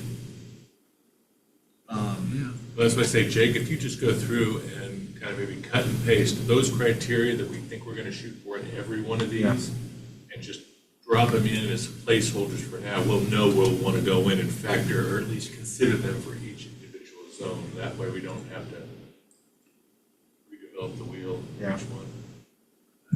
I don't know if it would work out, but especially because it's code. But putting some lead-in paragraph to all of this, to the various zones, just saying the principle of zoning is to not stress the services. So the further out you are, the provision of services is not going to be the highest level. So the zoning just steps down to larger lots, or steps up, whatever you want to call it, the further out you go. some kind of edits to this section here. Zoning Yeah. districts map designation purpose. Yeah, something in there. Now, maybe it starts to say it. I think we put that in there, or actually, that's the old stuff. Does that need to be in That's the gold. coast plan? Well, it is. I think we put a paragraph in there where we went into land use designations I have and to go talked back about and it. look at it, make sure, do Yeah. say it clearly. Say it, see what's there, see if something like this, just to say, I was just thinking, what, Ag 10 is like a buffer zone between 5 and 20. That's really what it's doing. So you step, which way do we want to call it, down in zoning? From 5 to 10 Become to 20? dense and less dense, right? Yeah, the density decreases as you go further out from essentially the state highway system, for the most part. For the most part. I'm looking at the county map, and, you look at various areas, and you got spaghetti hanging off of the state highway system out into the Tule bends, and the only limiting factor is it's up against a U.S. government piece or an Idaho Department of Lands. That's the limiting factor in our county. Most of those little spaghetti roads, that's what they go, up to the boundary. Sometimes used by those agencies to get into those properties. Is that a technical term? Spaghetti roads? Absolutely. Absolutely. I'm from road engineering. So I think, we just need to edit some of this, we make it consistent, a little bit more consistent with what we did with Act 20. I mean, rather than, at least as a placeholder, eliminate soils, that sort of stuff. There's some wild parcels out And efficient 114 agriculture, acre, we just have to take that kind of language out. there. Where did you guys land on prime ag soils? We're gonna take that out. Yeah. I thought we were removing soils altogether as a criteria. Russell Stebbins, 170 acres. Nothing, this one road goes to it now. It's got to have access somewhere. It's just ag field here, it's all timber.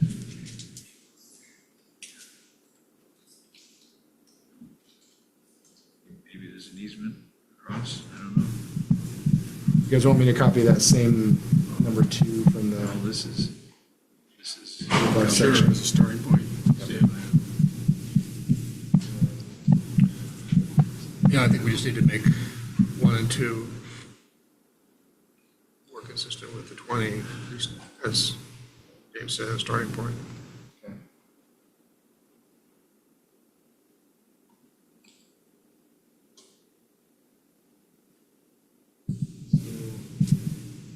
we have, okay, you have a statement here about substandard roads, and another statement up here about substandard roads. So we'll just clarify, put it in one spot versus two. So what type of road system are we talking about with Ag Forest 10? I don't think we're able to come up with anything specific right now. That's why I say we'll fill in the specific designated criterion later when we've got a better understanding of all these different areas.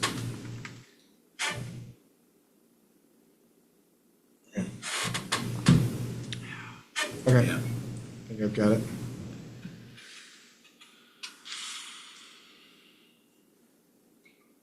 I think, maybe closer to standard roads, but I think it's really proximity to other services too,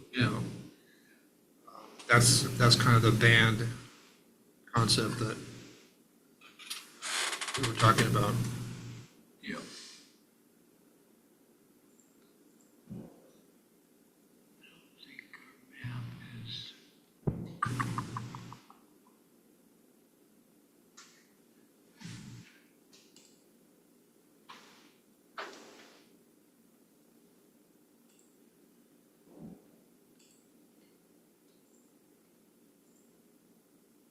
So I think the standard versus substandard, we did a really good job defining like different types of streets, like arterial versus minor collector. I think we can replace some of these with those definitions to give more clarity to what you guys are talking about. Yeah, to me, I think it's not so much as it's standard, because Yeah. I think you have standards for private roads. for Exactly. example, right? Yeah. Yep. It's proximity, to, and I don't know where we want to draw the line, but Yeah. I think it's proximity to a major arterial maybe is where I would start. That's where we've talked before. So Yeah. maybe have something like direct frontage on minor collectors.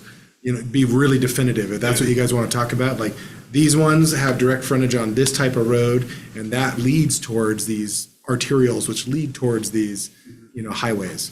So I think that might clarify exactly. Yeah. Are all minor collectors attached to a major arterial? I think so. That's the hierarchy. That's the definition? Some of them connect to each other, then to an arterial. Yeah. But yeah, that's the idea. What they call the So you could talk about, spines in a leaf dendrology. I'm just thinking all possibilities. You could talk about a collector that is directly attached to a major arterial versus a collector that isn't. You could draw that distinction too. Thinking like spaghetti to Yeah. fettuccine. To, Right. Right. Lasagna pasture. to lasagna. There you go.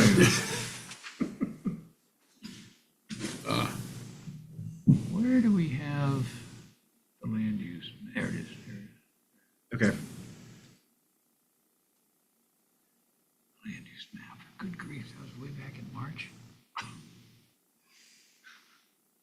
think you guys' hearing was in April. Ay, ay, ay, ay, ay.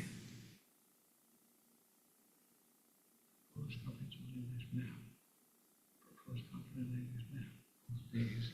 So where did we leave off at? We're still on rural residential. I think we were debating and discussing, rather than standard and substandard road, talking more specificity on that, on direct frontage on certain types of roads based on our definitions we adopted last year. So that after one of those bullet points, have we already covered that? I don't know. This is an ad by Mr. Hidden here. Oh, okay. I didn't, kind of wanted to chat on that.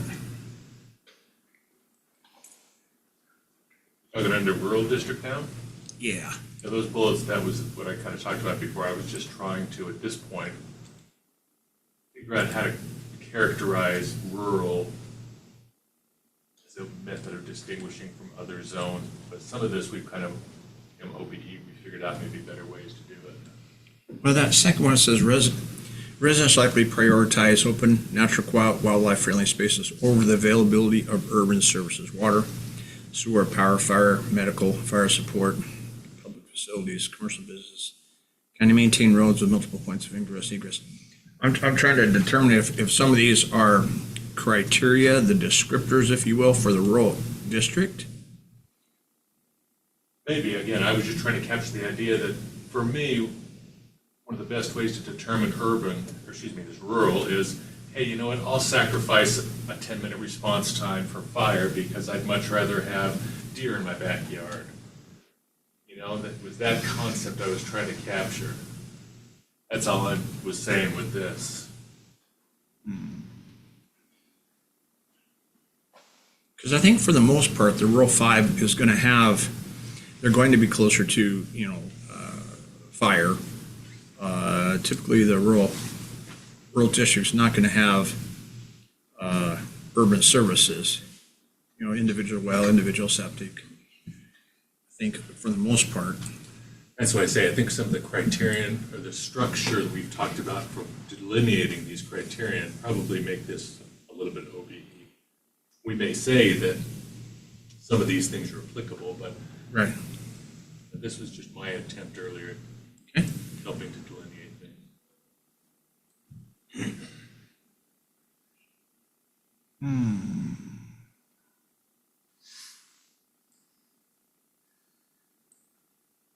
Did I miss anything? Okay.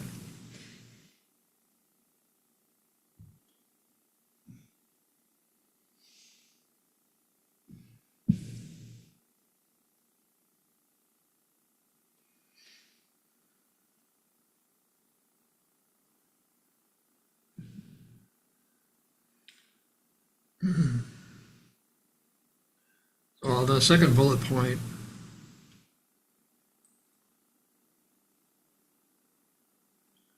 like we have the concept of, of wanting open, natural, quiet, wildlife-friendly spaces, I think is good.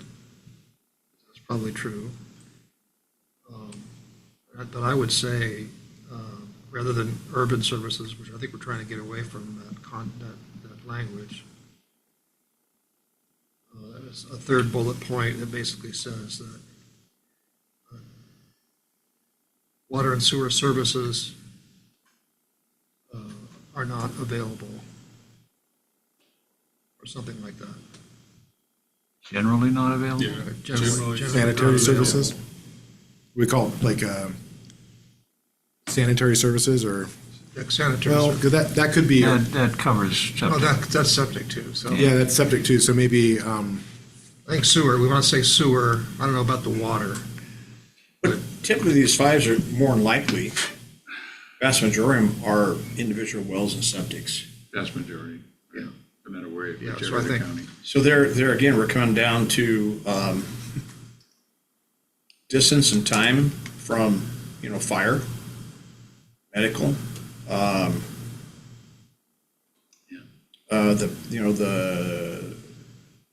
Those major and minor collector roads. In addition to time, because we have a lot of major and minor collector roads that you're 20 miles from a staff fire station. And maybe those shouldn't be. Or really long, really slow travel time. Right, Bottle Bay Road, right. major collector. I think we can say that, that water is supplied by generally supplied by individual wells And and. septic system. And septic systems. And we're, I don't know if the fire is, I would think these rural 5 areas probably don't have that big a problem with Fire? fire support. well, you gotta delineate, because if you're 20 is no, 10 is closer to yes.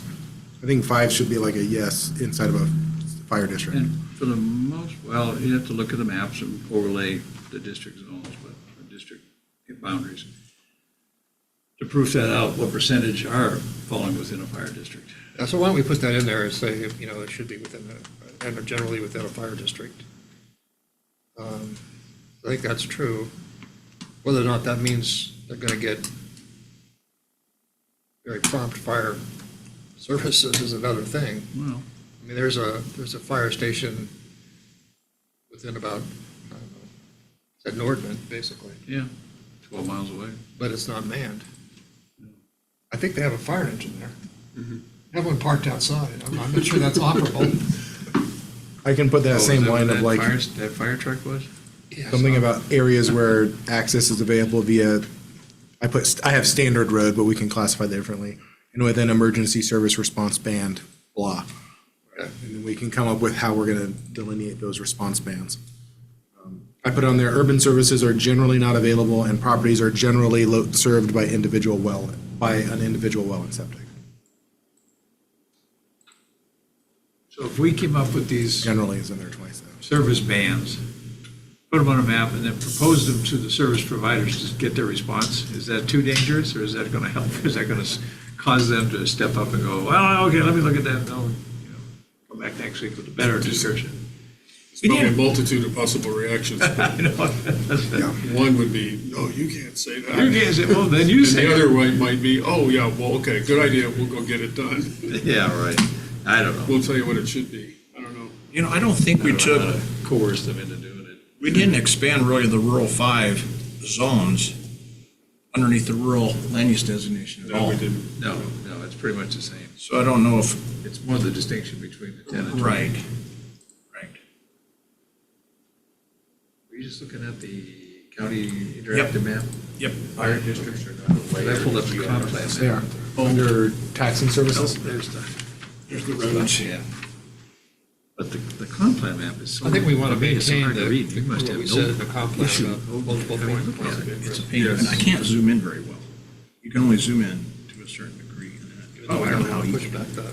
My computer in my office doesn't let me to zoom But in. even here, so what is that? I mean, We what- need to- this we is, need to really get this is pushback on that. remote forest, this is forest, ag forest. I think we have people who This is just didn't R5. understand what we were saying. Maybe that was it.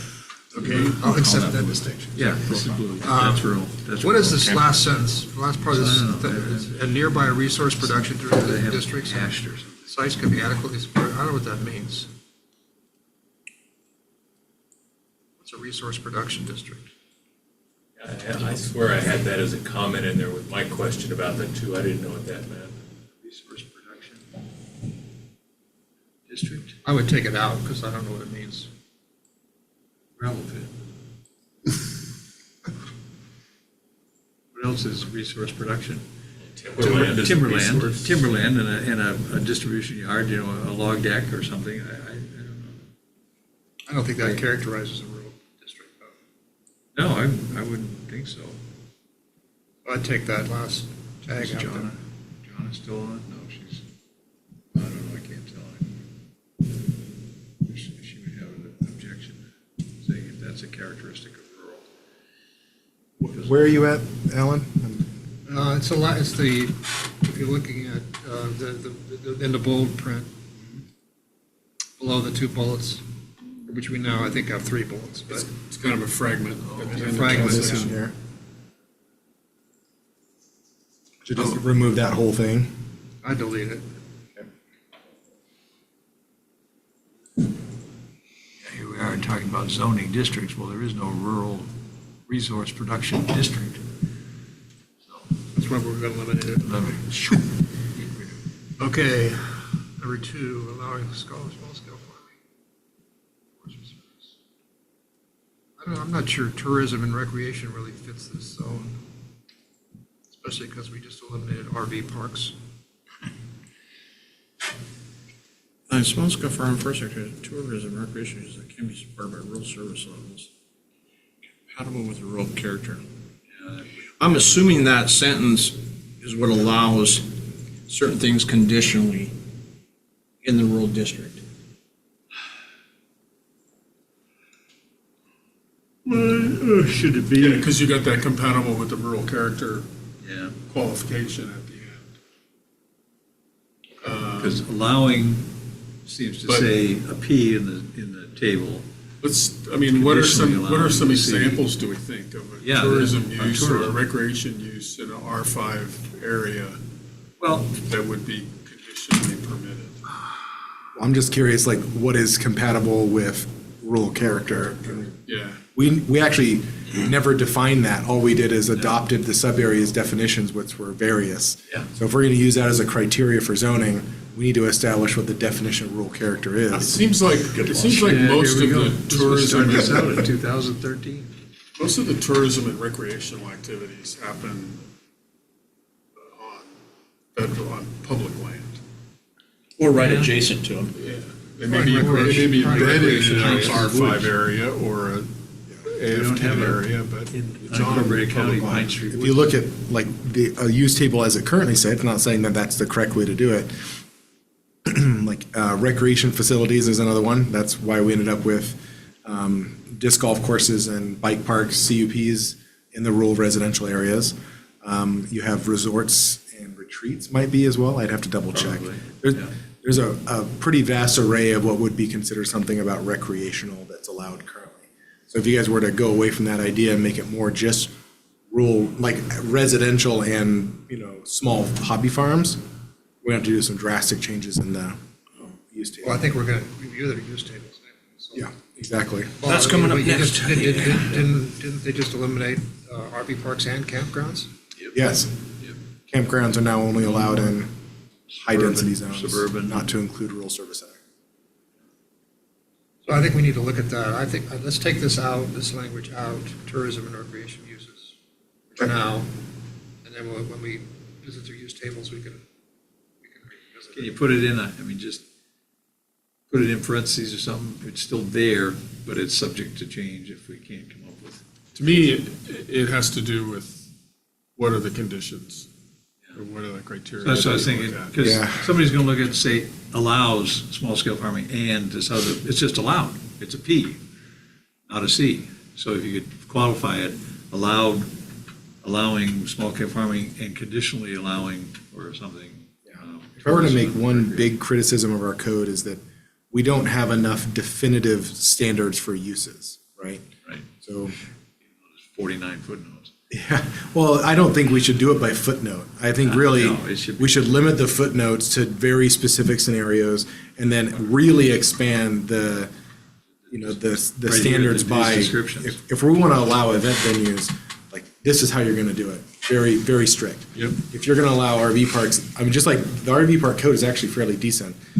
I think a lot of the frustrations could have been solved with a standards review, and I suggested that to the board, but they didn't want to go that route. Like requiring a bigger buffer and, less density. Yeah, anyways, I don't want to rehash that. So I think there's a lot of things that could be solved just by stricter standards and better established standards. Oh, yeah. My computer's going to 1000% die, so I agree. need to go sit somewhere else. So I'm down to 10 or 15%. Can you look into our power strip here? Possibly. I can scoot under a hole. You can't get under. There's nothing to go under. Maybe I'll steal No. one of your guys's for Yeah, 15 minutes. you can take Alan's if it doesn't work. Just kidding. Yeah, this one. Well, it's Well, not it probably plugged in works, there. I just didn't have it in the right Okay. place.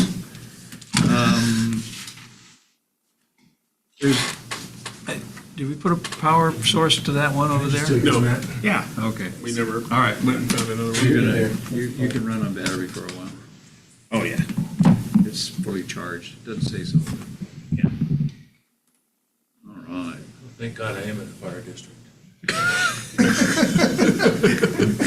Only by about 10 feet, Oh, there you go. literally. It'll be on your taxes too. You'll see it. Oh, yeah. Oh, yeah. Been there. Yep. Okay. Okay, so I've struck out the tourism and recreation, but then I highlighted it as well, so just to give you guys a reference back to it. Holding, yeah. There's nothing really left in there. We're waiting here. Encouraging, here we go. Oh, this one. Yeah. Are we going, we're staying, okay, number 3 there. Number 3, encouraging conservation development configuration that create permanent open space and Just for for farming. my edification, somebody tell me what conservation development configurations are. Sure. So conservation developments are typically, you take the density allowed on a piece of property and you shove it all into one part of it, and then you conserve the rest under some kind of dedicated easement that doesn't allow for development in the future. A good example would be if you have a big wetlands area or just a kind of a big forested area that you don't want to really get into and you don't want to cut down a bunch of trees. So if you have 100 acres in a 10-acre zone, you take your 10 allowed density and put it into a piece of it, maybe on 2-acre pieces, and then you conserve the remainder big piece under like a very restrictive easement that can never be. And you get some bonuses sometimes, too. Yeah, so conservation subdivisions is allowed in our code. I think we've only done 2 in the last 20 years. Yeah. Or 10 years. I actually think the bonuses should be bigger. Yeah, so what he's talking about is if you conserve, maybe instead of 10, you get 12. So you can get a couple additional lots. But anytime you talk about conservation development, that's what it's really talking Okay, about. thank you. We saw it with that subdivision up at Priest Lake, where they actually didn't use any of the bonuses. They were allotted a whole bunch, but they conserved a bunch of wetlands areas because they just didn't want to deal with the hassle of building in them. So they split up their land divisions and did kind of a conservation without utilizing bonuses. Does that help? Yeah, it did very much, thank you. I actually spoke with the planner who wrote the conservation subdivision code, who worked for a big firm in Seattle now. And he was just kind of reminiscing with us about working for rural Bonnet County, and he's some big hot shot. Yeah. Yeah, but he worked with Claire back, Claire Bear? 15 years ago or 10 years ago. So this is what we have in the comp plan on the rural residential. So these areas are characterized by an existing road for infrastructure adequate to serve this level of density and maybe already developed to or near one single family unit per 5 acre. I want to put that kind of language in there.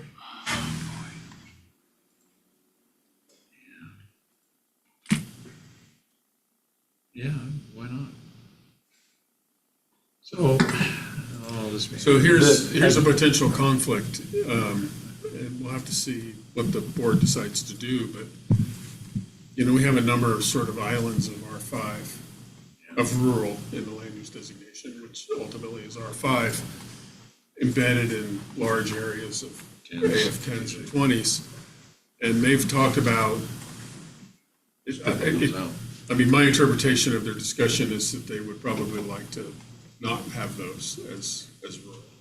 They'd like to keep them as AF 10 or 20 and not recognize that they're already developed to 5. So that would conflict with that idea right away if you said areas already developed to 5. That at or near one dwelling per 5 acre density, they don't You're not like gonna that because change the zone. it kind of encourages sprawl of R5. Because as soon as you have it established, the next door neighbor is now at risk of going to R5. Yep. Or it's been utilized as argument saying, I'm surrounded by R5, but mine's 20 acres, so really I should be this based on that rule set. So let's just follow that up for a minute. So if they change the land use designation on those zones, those islands that have been recently rezoned, what effect does that have? Nothing. So there's no liability for us to continue with a land use designation. So you can change those as often as you want. But it just as a makes it county. incompatible with the zoning. Correct. And then the zoning, if it was But it doesn't established even in the make it mass. non-conforming. Yeah, it would make it a non-conforming piece. so, Legally non-conforming. Yeah, legal non-conforming. 'Cause- Would? Yeah, I thought zoning could determine whether it's legally non-conforming. correct. So if the comp plan changed and the zone changed, it would be a legal But if you non-conforming. just did a rezone, that was the whole reason why we didn't redesignate it. Because some of these were recent rezones. They aren't gonna be, can't you do it like every, 3 or 4 years, I'd have to check state, is it 4? Yeah. You can only change by legislative action. Well, you can only change a zone every 4 years if we were to go in and change. So if somebody, and I had a running list last year, there's not a whole lot. Because we're not changing the R5 zoning. There was a couple of rezones to R10, but I think the list was down to less than 10. 5, it wasn't very big. So that's assuming none of the 5 acre zoning changed, so it might be bigger. But the islands out in Selly Valley we saw, those were long time. pretty close to 4 years ago, if not. Some of them were a long time back. Yeah, some of them were further back than that. So we're talking about, which letter are we on now? Appropriate. well, I pulled that out of the. Oh, okay, I for pulled that. out of our comp. So designation. if that says that there, and it might go into the zone district, does that say anything at all? Because it says with one dwelling per 5 acres. We keep hearing over and over again from 2 or 3 individuals, but you allow an ADU and 2 RVs. How's that going to flesh out? I think that's going to be a blow-up issue. Well, first of all, do we need to just get rid of that whole thing before we delineate it, which I think we will eventually? Do we really need this? What value does this whole at or near 5 acres bring us? Okay, that's, We just get rid of that at least Yeah, here for now, and yeah. then when we Yeah. get to it, and when it becomes necessary, Yeah, Don, then we can. that's already in our comp plan designation. It's in the comp plan, it's not it's in the, and it's in the current code, but you don't have to keep it in the current code. That at or near 5 acre, or 1 per 5 acres is in the comp plan? Yeah. Oh, I didn't know that. yeah. I don't recall that just- line. We keep getting called on it over and over and over again. I think at some point it's gonna layer. Well, I don't into it. understand the comment that's been made about multiple dwellings and ADUs on a single parcel. Because it's always been, you got 5 acres, one house on 5 acres. 10 acres, one house on 10 acres. If it's just 10. If you got less than 20, it's one house. If you got 21 acres, you can have 2 houses on 10 acres, in the 10 acre zone, that kind of stuff. 5 acres, if you've got 5 acres, 5 to 10 acres, you've got one house. That's what people expect. There's some arguments about ADUs that are protected under state statute, because the Like the legislators changed and added some provisions in the code. Initially had to change the LUPA that got pulled out, but the state's doing a big review of LUPA this year, and I think we're gonna see, yeah. About time. Mr. Grimm is part of this housing committee. There's actually a meeting Yeah. It's Next gonna be in week? Sandpoint. in Sandpoint from like 8 to 3, Yeah. where they're discussing a lot of LUPA changes, and one of those would be a LUPA-based change to protect ADUs. When is that, do you remember? The state is, as a whole, the state's concerned about housing stock. There's just not enough. So, but aren't ADUs already protected by state law? It's not in LUPA, but there's some provisions in state law under the, under the HOA laws, like that, wherever the HOAs are governed, under there that protect, Well, that's right, because as of a couple years ago, you cannot restrict you can't eliminate and restrict. ADUs in new subdivisions. Yeah. So, Is that only if they're HOA served? no, and that's where it kind of leaves it pretty ambiguous that like, it just says no organization can restrict, which could also encompass counties. It hasn't been challenged that I'm aware of at any court level, but. But does it define what an ADU is as well? Yeah. Yeah. The same way we do, I assume we're consistent. It's similar. It's either connected to the primary house or it could be part of a shop or standalone. Right. It leaves it pretty broad. Now, somebody, I thought if I understood their comment right in our workshop last week, seemed to imply that you could have two ADUs on Yeah, property. I don't know where that came I didn't think from. that was Where that correct. came Yeah, okay, I just wanted to make sure. Our code allows for one ADU Yeah. to 2 bedrooms and 900 square feet. Yeah. And then 2 permanent RVs. And then RV dwelling units, if you have, Obviously, 4 times what is envisioned by most people. and RV dwelling units is very singular to our code, right? If you go back to what they're trying to solve, it's the same idea of affordable housing and just housing stock in general. So the board thought it was prudent to allow it for RVs. Now, But in there's that a- discussion, just out of curiosity, did they have it in their mind that they were really thinking, I want to create the opportunity to have a house, an ADU, and 2 RVs? Yeah. Or were they trying to create, because what I hear about a lot Variety. in some circles is, I just bought 5 acres, and, someday I hope to be able to afford to build a house on it, but right now I want to live on in an RV on that 5 acres. Is it the first example that they were really trying to create, or to ensure that people could live in an RV on the raw land that they bought? Both. Both. See, we used to have a restriction that you could only live in an RV for 180 days. Yeah. And so I remember those workshops back in the day. Oh, boy. And we had several people come in and says, this is all we can afford right now. And so it's like, Can't afford the house, right? you gonna kick them out? Put the foundation after 180 down, days? put the slab down, and then locate the RV on the slab. Was there You ever can't any afford to put discussion the about house an on or situation? You could have a house or an RV. Well, it would be, I would say, you could have a house and an ADU, or 1 or 2 RVs. 1 or 2 RVs, or you can an have two- RV you can have be 2 out of characterized as an 4. ADU? No. Or just fundamentally no? Not 4 of them. Because we have a definition of a recreational vehicle, and so if somebody's using an RV as defined in our code, then it has to be, as a dwelling, it has to be permitted as a RV dwelling unit. Okay. Yeah, the ADU code doesn't really encompass like the So RV definition. ADU has to be a permanent structure, effectively. Yeah. Yeah, okay. So I've had that same thought, or could it be an or situation? And then this LUPA meeting next week, is that a public meeting or? Yeah, I wouldn't say it's a LUPA meeting, it's a housing Well, it's a committee, if housing I remember committee right. meeting, that's what That's it's called. called. Yeah. And Jeremy's meetings on that. Yeah, Do you remember when it is? I remember seeing It's like, the it's in my notice, but- calendar. Is that gonna be, It's the 14th from 8 to 3. I believe it's at City Hall here in Sandpoint. And it's on Zoom as well. If I get a link, I'll shoot it out to you. Well, that's the continuation of that state level thing that, Yes. gotcha. The state level housing. who's on it from this county besides Jeremy? I think I don't know if Senator Woodward is. I'd have to check. I think he is. He is. I think believe Senator he is. Woodward might be Yes, as well. I think he is. Yes. So I have a number of meetings already scheduled that day and a hearing that afternoon. So I'll be on and off it throughout the day, but I couldn't commit because That's a long. I just found out about it yesterday. So. Are we on what chapter now? I think we're moving to suburban, aren't we? So we decided to get rid of the 1 acre per, so I do remember that adding that, but we called it single family dwelling, not as far as the density in the comp plan, because I wanted to be more specific when it comes to density of at or near one dwelling. If you call it a single family Single family dwelling. dwelling, Yeah, that's what it says. yeah, that was my ad, because I've had these arguments saying, well, what's the density? The density's 1 per 5. And you allow ADU and this and this and this. It's like, well, no, we're talking, the density, when we define that, we're saying single-family dwellings, and then other things are afforded under property rights. So, anyways. Suburban?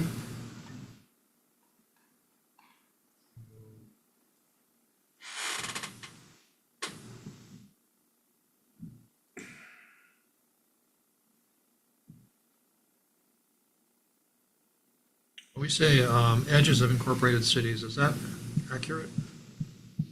It's kind of a funky I don't way to think say so. it. There are suburban areas that aren't on the edges of incorporated cities. I think. Well, All right, if you take the lake away, then Sagal's on the edge. If you treat it like a road, it's on the other side of the bridge. Yeah, it's a good point. Let me look, I could look at the. So in there again, it's transportation network, right? Because those areas in Sagal that yeah. are suburban are pretty closely connected to Right. 95, which is directly connected to Sandpoint, Well, there's some suburban that are even further afield. So we have there's some Cocolala. that are adjacent to the lake. Yeah, we did use that, didn't we? We have Cocolala, we have Sagal with Current, and then in and around Sandpoint, Kootenai, Ponderay. That is all pretty close. Laclede area. yeah, good old Laclede. It's close to And Priest River. Blanchard. Okay. And again, we didn't, just like rural, we didn't create much new suburban district areas. No. I don't think, We expanded a little bit in Sagal and some other areas to match the district boundaries for water sewer districts. Sure. That's the only expansion I can think yeah, of. right, not, yeah, because I think Sagal had a, Yellow, there we go. oh, I know, I can't remember exactly what it said, but within a quarter or a half a mile of an existing water sewer district. What was it? That was for commercial. For commercial, but for the suburban too. Because there was Oh, a was big it? hunk of ground, I remember they were discussing over there off of Gun Club Road. Right there. There's some up at Priest Lake, there's some down in Blanchard. Yeah, There's it's, some at Priest Lake? Really? yeah. Coolin actually has like That's suburban? a dozen properties that are suburban zoned. And then up by the golf course as well. You have a bunch of rural service center, She wanted some to rec around the go- golf she course, and wanted then to go across the way, there's some And, suburban for whatever reason. And if you look at the map, I'm sure there's probably some has a good rationale. argument for it. Well, it's right there on Gun Club. Yeah. You know, 2 in, 2 out, corner of Hey. the highway. if that all went suburban, then we could straighten out Gun Club. Of course, that's all forested wetland right there. That's why. Oh, does Sagal have Oh, a yeah. suburban? I think they have But a, it's- there's a it's for Sagal sale. neighborhood. I could show you. It's for sale. Suburban? Is that what you're- This Well, location that's here is for that's sale. the sub-area plan. Oh, yeah, I right. thought that's what he Yes, was talking yes. about. Yeah. Oh, I'm talking about the current zoning. Oh, yeah. What's that? That is Rural Service Center, I think. Is that the old, So I guess this does make sense if you read it, because it says uses, residential uses located the edges of incorporated city or other developed communities or areas where urban water and sewer and power services are either available or have potential to become Oh, yeah, available. that's Rural Service Center. So, Okay. yeah. Yeah, that's the old Save Service. so that's like leaning into the higher density communities that are part of the county. So what is the historical reason why suburban can go down to 10,000? I don't, I'm looking at Mr. Linscott because he knows that. Yeah, when they got ahead and first implemented any kind of zoning, which was, I believe, 1980 or 1981, they had they didn't have the land use map. But so we had ordinances in 78, but we didn't have a land use map until 81. It was 80 or 81.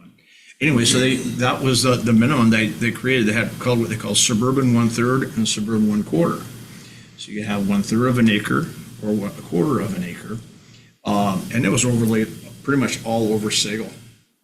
The whole thing all the way over to Spade Road, all the way down to Fry Creek, Comeback Bay, everything out there was suburban. And you were allowed to actually have individual septics and individual wells in those small lots. 10,000? Yeah. Yeah. Yep. And it was done, and then in Wouldn't be drinking that water. 2005, No, Yeah. it went kaboom to 5 acres. And everybody- wells uphill, everybody septic just- downhill. Gosh, That's nuts. remember some of those public meetings. I always thought that was weird that the suburban is 10, I want to say, and recreation is 12.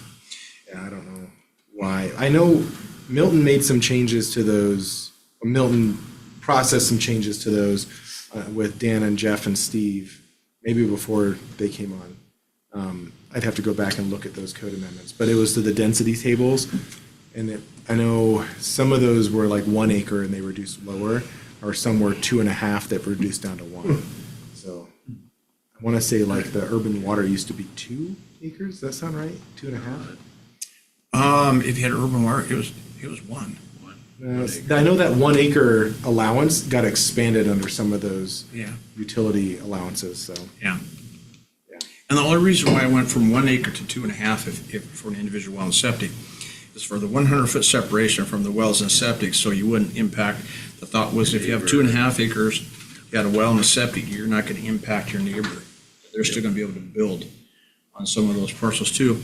We had one file, Marty Taylor, who was the planning director at the time, who drafted most of this stuff, was representing a client That for was a after he variance. left, right? Yeah, after he left. Yeah. He wasn't planning director and representative. Right. You could do it back then. A variance where they were actually able to show it was a 1 acre piece, but they shown exactly where the wells and septics were on each neighboring parcel, and they still had the 100-foot separation. So he was granted the 1 acre variance. Yeah. Because it's a Panhandle Health deal, the 100-foot Yeah, it's a separation. Health district requirement. Yeah, that was the reason. And there probably are cases where it could work, there's a lot where it won't. Right. I was on a call earlier today with PhD and IDQ regarding water and subsurface water, or wellhead protection, source water protection, and then shared wells and a whole, they had a handful of concerns on some older land divisions that were processed, so. It sounds like there's going to be some further refinements of the IDAPA codes that regulate wells and shared wells and water systems, so.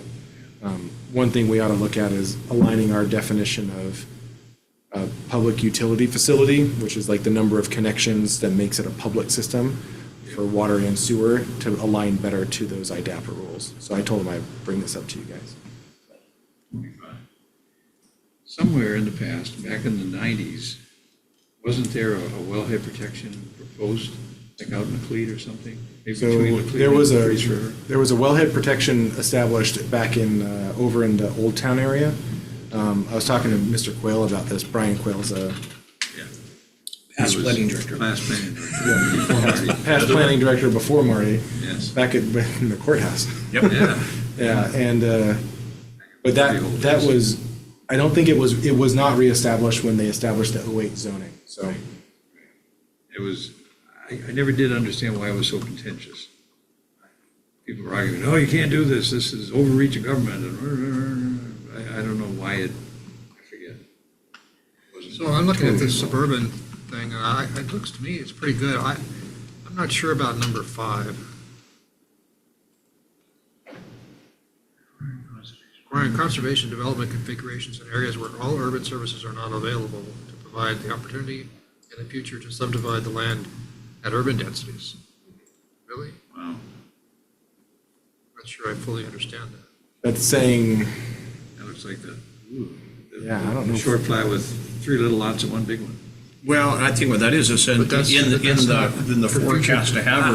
Well, it is for future. Coming in. Because that's, could be divided later, but it's not under this. Well, no, if it's been developed, well, Well, you you might can be right. change- Yeah. My understanding is that if you do a conservation development. That area is not. That area is not developable. Yeah. They're saying you can conserve it for future urban development. So Yeah. is that, Can you? That's what that's what that That's what it looks That's what it like. says, but I don't think that's true. is that something that, That's not the definition of Would a be- conservation yeah. development. It's inconsistent with the conservation development. Absolutely. So there's some provisions, I want to say in the conservation subdivision code, where it talks about allowing for densities. If you dry in your sewer and water, then you can build a individual well and septic, and then you get a higher density, like smaller lots, if you have dried in your utilities. One person's brought this up to me, and I said, I don't think you're interpreting this right. And we went rounds for a little bit, and he decided not to move forward, but. But this, What that's- but whatever this number 5 is, that's not the purpose of a suburban district. no, the one thought that keeps coming to my mind is this idea of what do we do when the ACIs?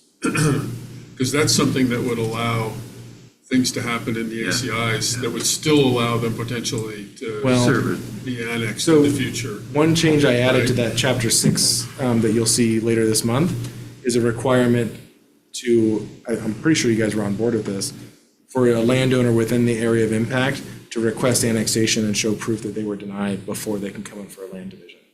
So as part of the I think application. we discussed that, yeah. Yeah, it was discussed, and by the majority, I had a lot of head nods when we drafted that up, so I left it in there. And how late it was. Could have been longer. Get it over with, Jake, let's go. You know? So that's, Yeah. I just say that that's a potential application of number 5 here. I'm not sure we should do it. Or I'm not sure number 5 should stay in there, but I don't either. I don't think it should. I don't like the way it's written, I'll let it read it. no, it's, I don't think it's ever been implemented in the use It's ambiguous. tables, or, yeah. and that's probably the only application of that I can envision is to allow it in the ACI. Or inside of any other service district that doesn't have capacity right now. So if you have a sewer district that's in a moratorium, you're gonna allow the density to happen, so when the moratorium gets lifted, then you can connect. So without 5 is struck, somebody comes in, they say, okay, I've got 40 acres, it's a 5-acre zone, I'm gonna put 3 5-acre lots and 1 big one for future. Isn't that it? Doesn't have any restriction on it, conservation-wise. It's there when it happens and sewer comes in, then I'll serve the others, get 5-acre lot, I don't know. Yeah, well, you're making the argument, you don't need to do this. Yeah, Accomplish what right. people So wanna do. why- In why is it Jake's needed? example, Yeah. you could, Could require them to build it. This says require. Require, I know it, Yeah. require, that's the first thing. I don't think we've that struck ever me. implemented a only- change under that provision there, so. That's about the only word, place it's required is used in the whole thing. And this is a suburban district, so. Yeah. Okay, Other than that, I don't see too many problems with this. Okay. I mean, just, even B starts Maybe- to attack that. Update the hard surface roads and change that to arterial or major collector or something, whatever you guys define as the correct road Yeah, road right. frontage. That holding terminology that we'll fill in later. Yeah, I'm just gonna highlight it in Yellow thing. yellow for whatever now. you put there above. So you have a question in here about commercial in number 2? Number 2? Number 2, where are you? Oh. Number 2. Under commercial district? Allowing only those accessory and complementary non-residential uses. I wasn't sure, in other words, is that commercial? Is that what we were intending there? They're established with Yeah, it could be. suburban residential. Animal. I mean, if you go to the use tables, commercial is allowed In residential. in suburban. Do we want to continue that Is it- practice? is it unconditional or conditionally? I don't know, I have to, I'm gonna pull it up right now. I mean, it makes sense to me if that's if that's correct, right? I mean, it kind of goes back to what we had for ag forest, right? Any other uses that are associated with agricultural pursuits could be allowed in an ag forest area. So This is kind of saying the same thing, right? It's a suburban area, but hey, if there's other things that could be Well, yeah. support of suburban, I still, same argument I made for the rural service centers. Eventually, people are gonna say, we would like to have those services, those other somewhat affiliated services, so we don't have to drive forever or whatever. I don't know, I think from a planning standpoint, that's a good practice. Just to make the provision for, doesn't say it has to be. Okay. So here's So people some, couldn't understand that they're gonna pop up on every corner, every intersection. here's some commercial conditionally permitted conditional use. Commercial uses that are conditionally permitted. Agri-education, bed and breakfast, And are these all in suburban? yes, yeah, only in suburban. Only in suburban. So, agri-education, bed and breakfast establishments, convalescent center, farmers markets are permitted outright in every zone. Golf courses, athletic facilities, and tennis clubs. Home occupation 1, 2 are permitted outright, 3 is a conditional permit, CUP. Nurseries and daycare centers, children or adults. Recreational facilities, RV parks, and campgrounds. Temporary real estate sales office structures. That's permitted outright. That's it. Not a whole lot. Some of those are pretty compatible, like a bed and breakfast, convalescent center. I think the only one, if we're gonna go away from recreation, is that a recreation facility and maybe golf courses, but. What about high-density residential? What's wrong with golf courses? I'm not a golfer, but. Do we have any in the suburban zone? Do we want to encourage that as the I would encourage highest it. best Yeah, use? I think it's fine. Is that a suburban zone? Well, actually, yes, and the reason I say that is because look at the golf courses like Idaho Club. Yeah. Some of those are where you have the Yeah, high-density that's fair. housing on the outskirts of it. You can almost create that under your conservation type thing. But you've got that in almost every golf course community. You've got that in Stone Ridge. Yep. You've got that even in Priest Lake. I mean, there's all kinds of residential around golf yeah. course. So what about the That's appropriate, standalone golf right. course west of Priest River? Top of the hill? Right. That's, what zone is that? That's gotta be, I think it's I think just, that's probably a commercial zone. Actually, So duplexes are permitted outright in suburban, and then multifamily is a CUP. right. If you go to public services, they might have something in there too in suburban. Public use Right table, here. Yeah. Ranch Club cemeteries, golf course. churches are CUPs, communication towers are CUPs, zone suburban. heliport, hospitals are CUPs. Public utility facilities are CUP, schools are CUP. Yep. And then so are solid waste collection There's facilities. the industrial. They're a park. CUP across the board. Right. So There's the when we're golf course. talking about complementary non-residential uses, that's all those. Yeah. So not necessarily commercial, but it could be commercial. could be. Okay, so Yeah. you delete my question mark. That's kind of what that was the question I had. It sounds like we've Yeah, worked that. it's not just commercial, there's some, take like a solid waste collection facility, right? That's a public use. Upland is a really good example. It's right in the smack dab middle of a bunch of commercial or suburban zone properties, and it's an appropriate place for it. Is Upland, is that suburban? Because it's, a lot of that is inside the Syringa Water District. Kind of view Okay, it so, as- yeah, obviously, complementary non-residential uses needs to stay in there. There's a lot of them. What is complementary might lead to some additional questions later as we look at the use tables, but, yeah. Well, that's what the C is for, right? Okay. You guys are making progress. We're ripping through. I know. You guys spent an hour on forest last time we were working on this, so. Came in with some low expectations. Next week. We banged our heads for how many years trying to figure all that? This is what we want. Come up with a language. It's like, I'm okay.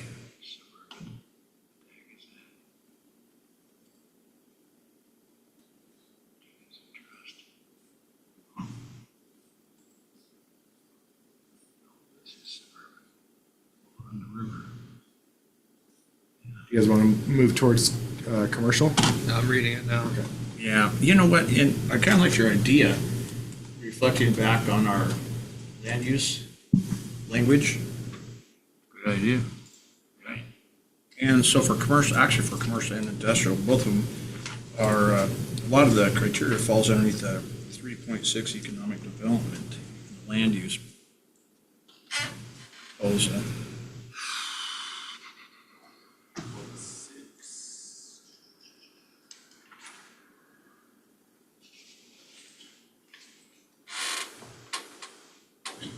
Oh, there's one thing I was gonna look at.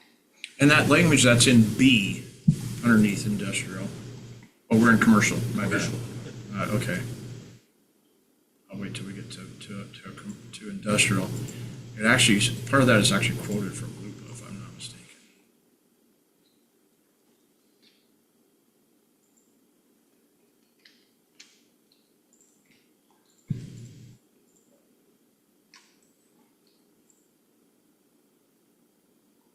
So I think we made a little switch here, just as a background thing.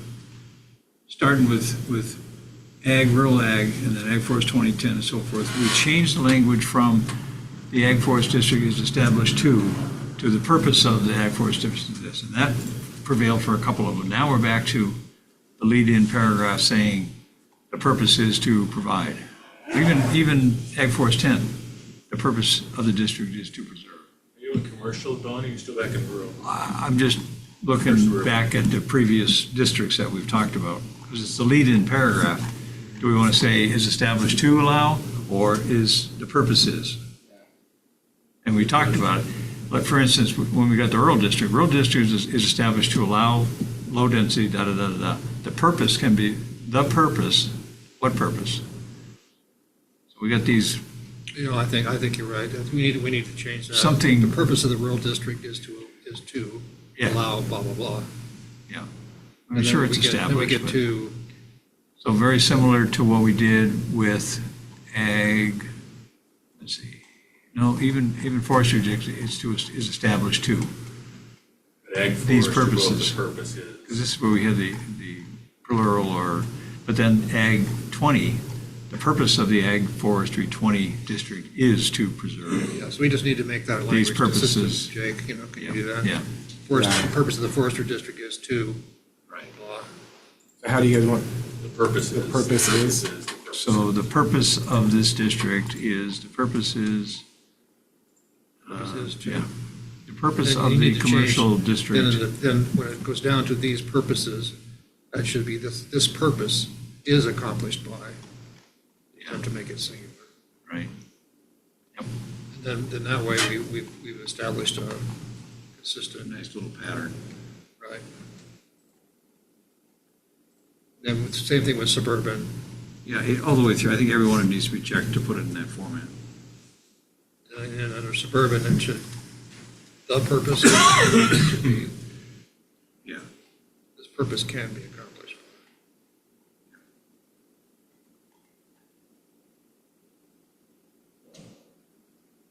Okay. Good point, A Don. little aside. Good point. Where are we now? Commercial? Commercial. just remove the established language throughout all of it? Yeah, everyone just put it in that format that Ag Forest 20 has. Where it talks about the purpose of this district is to.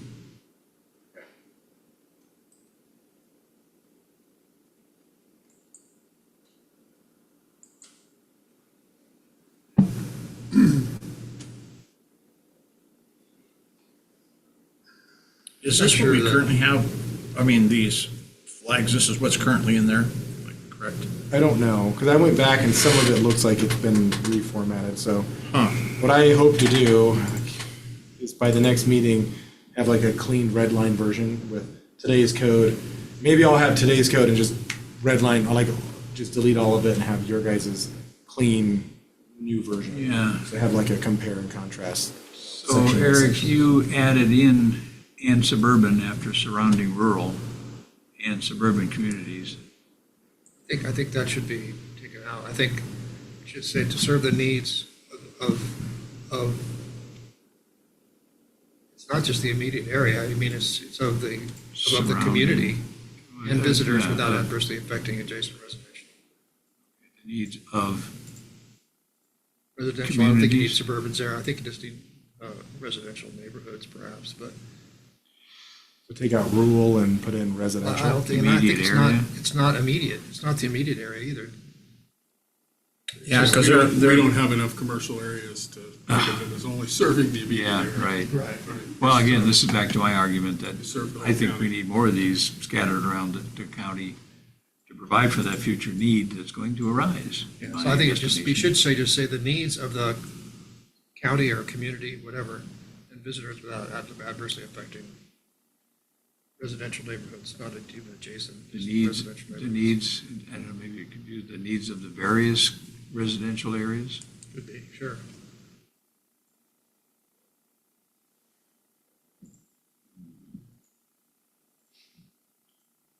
Or residential communities. Okay, so the commercial district is established to promote a range of commercial uses to to serve the needs of the, Various communities without, and visitors.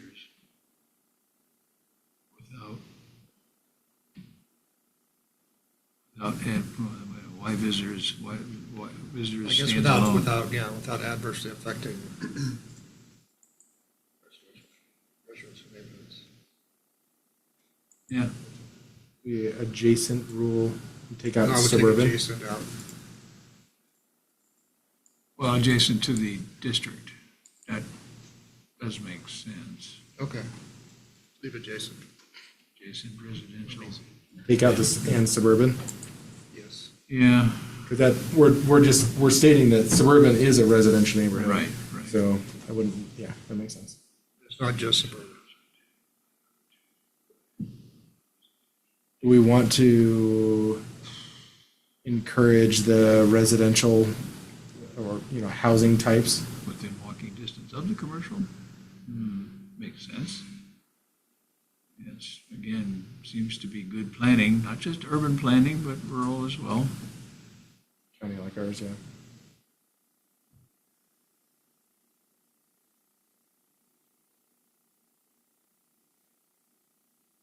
I don't understand that next sentence. I don't either, I was just reading that. Intensive, large-scale commercial development is not appropriate due to the limited density of surrounding unincorporated areas. So no Costco? Absolutely. And what is an intensive, large-scale commercial? Exactly, I that's think what like that was gonna be my large comment. box store. Let's take that That's gonna be sentence my out. comment. Let's take that box sentence out. We need to define No more that, Home because Depot. we reference no it down more- below no more- again, No more, right? We say in number 5, excluding large-scale Dollar General's commercial okay. uses. No. Oh, we got one. There's not going to be No, any suburban more. is not very commercial it's zone. it's in suburban too. Not in the Commercial, yeah. commercial district, that's what it That's a says. commercial subdivision. It says it wants them in incorporated cities, basically, which I'm not sure how realistic that is. Well, That doesn't align with our use. We could table. do it, you know, Well, that's currently where, that is where they are now. I know in the sub-area Well- plan, in the Sagal sub-area plan, we were talking about putting square footage limitations Oh, yeah. on Yeah. commercial buildings in order to control that. And I don't want a Costco on the corner of Sagal Road and 95 was one of the comments that one of our chairmen made at one point. I don't think that's likely to happen, but I don't think so either. there was a lot of discussion, a lot of people want a grocery store. Sure. Grocery I store. think that's even less likely to happen. Probably. Especially if there's no For interchange reasons that I with Sagal Road. explained in the Sagal sub-area committee, because it wouldn't add to the business of whatever chain put it in there. It would just take away business from their store in Sandpoint. Right? Unless you get some Well- new chain that comes in, entirely new chain, which I don't, Yeah, Like a Winco or something. yeah, well, yeah, and even. I don't think any of those are going to establish outside of the city limits. I don't think so either. That's certainly that's certainly the experience we had now. I mean, the newest. They've all looked newest at grocery it, store that I can think of and is nobody's- Super One, and nobody's it's in jumped Old on Town. it. But that's It's a in Old nice Town. store. That's in Old Town. It's in Old Town. So That's what there, it now, says. the counterexample from down south is Super One put in a really nice big store down in Athol.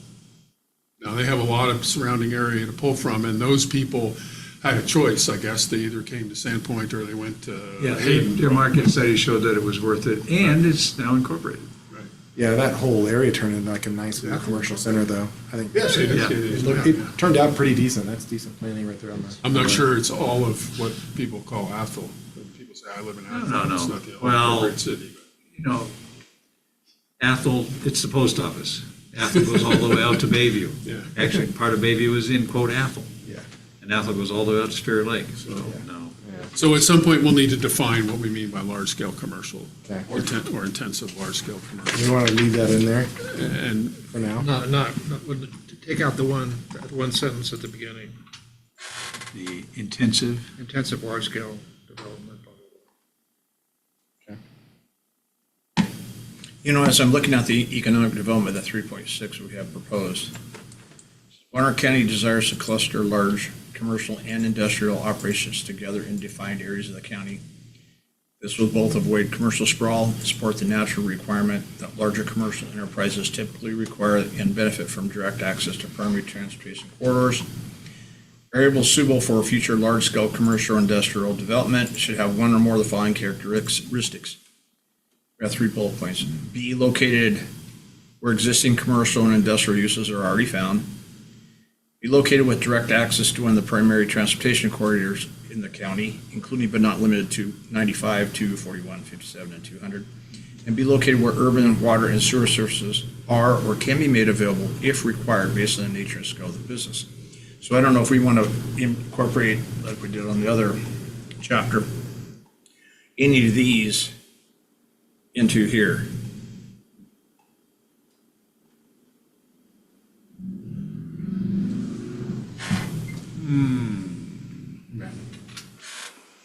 so we kind of, we get some of them in B down at the bottom. Because we talk about adequate sewage disposal surfaces, water supply, roads, and other public facilities. and services. We could maybe be a little more specific. And we talk about expansion of existing commercial districts or the creation of new districts may be considered only if the expansion will not negatively impact the safety, et cetera, et cetera. Well, the only criteria that are there, though, is negatively impact the safety of a state highway or other roadway. We don't talk about the, I'll say, rural character. Right. And we don't explicitly say it the other way around, which is we want to cluster it around existing locations where these uses already exist. It'd be extremely difficult for ITD to come out and say, you're going to create a safety hazard that you can't mitigate, so we're recommending denial of this, whatever. Because they can be mitigated. Exactly. If they got enough money, they can mitigate the impact. So safety is there, safety is a concern, obviously, and, or the function. I don't know. I mean, you know, when the Sturgeon Center went in up in the county, in Boundary County, they put in the traffic signal, they put in a new road, turn lanes, everything. You know, $1.2 million to get that done, so.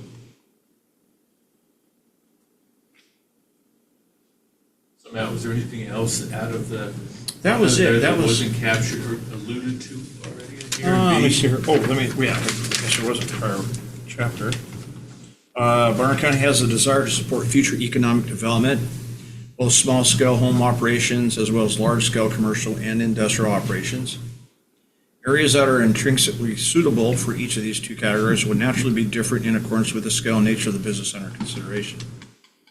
Home occupation, small-scale cottage business can range from a single employee or family who works from their home, has minimal customer visits to a location, on up to examples such as farm stands that may have a small number of employees as well as customer traffic. In general, these operations are intended to be co-located with the owner's residence or agricultural operation. As a result, areas suitable for these types of businesses operations are found in most areas where residential or ag uses are permitted. Given their location in residential areas, mitigation to avoid negative impacts to the surrounding area may be required. Mitigation may include ensuring adequate traffic access, parking based on anticipated number of employees and customers, possible screening to mitigate visual impacts, and so forth. I mean,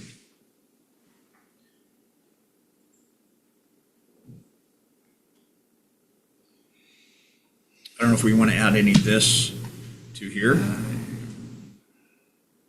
I don't think so. Where do you stick it and how do you say it?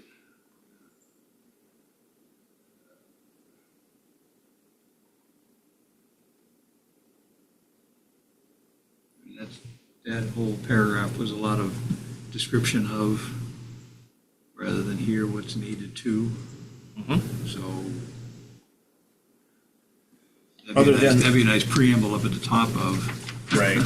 The commercial district. Right, other than the criteria, Yeah, gives a which is, again, characteristics. it's and the criteria, somewhat- this is kind of like you say, it's kind of a preamble. somewhat expressed in this B.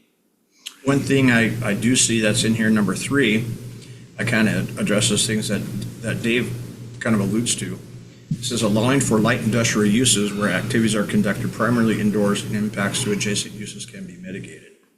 You know, we've been talking about all those welding shops in Sagal.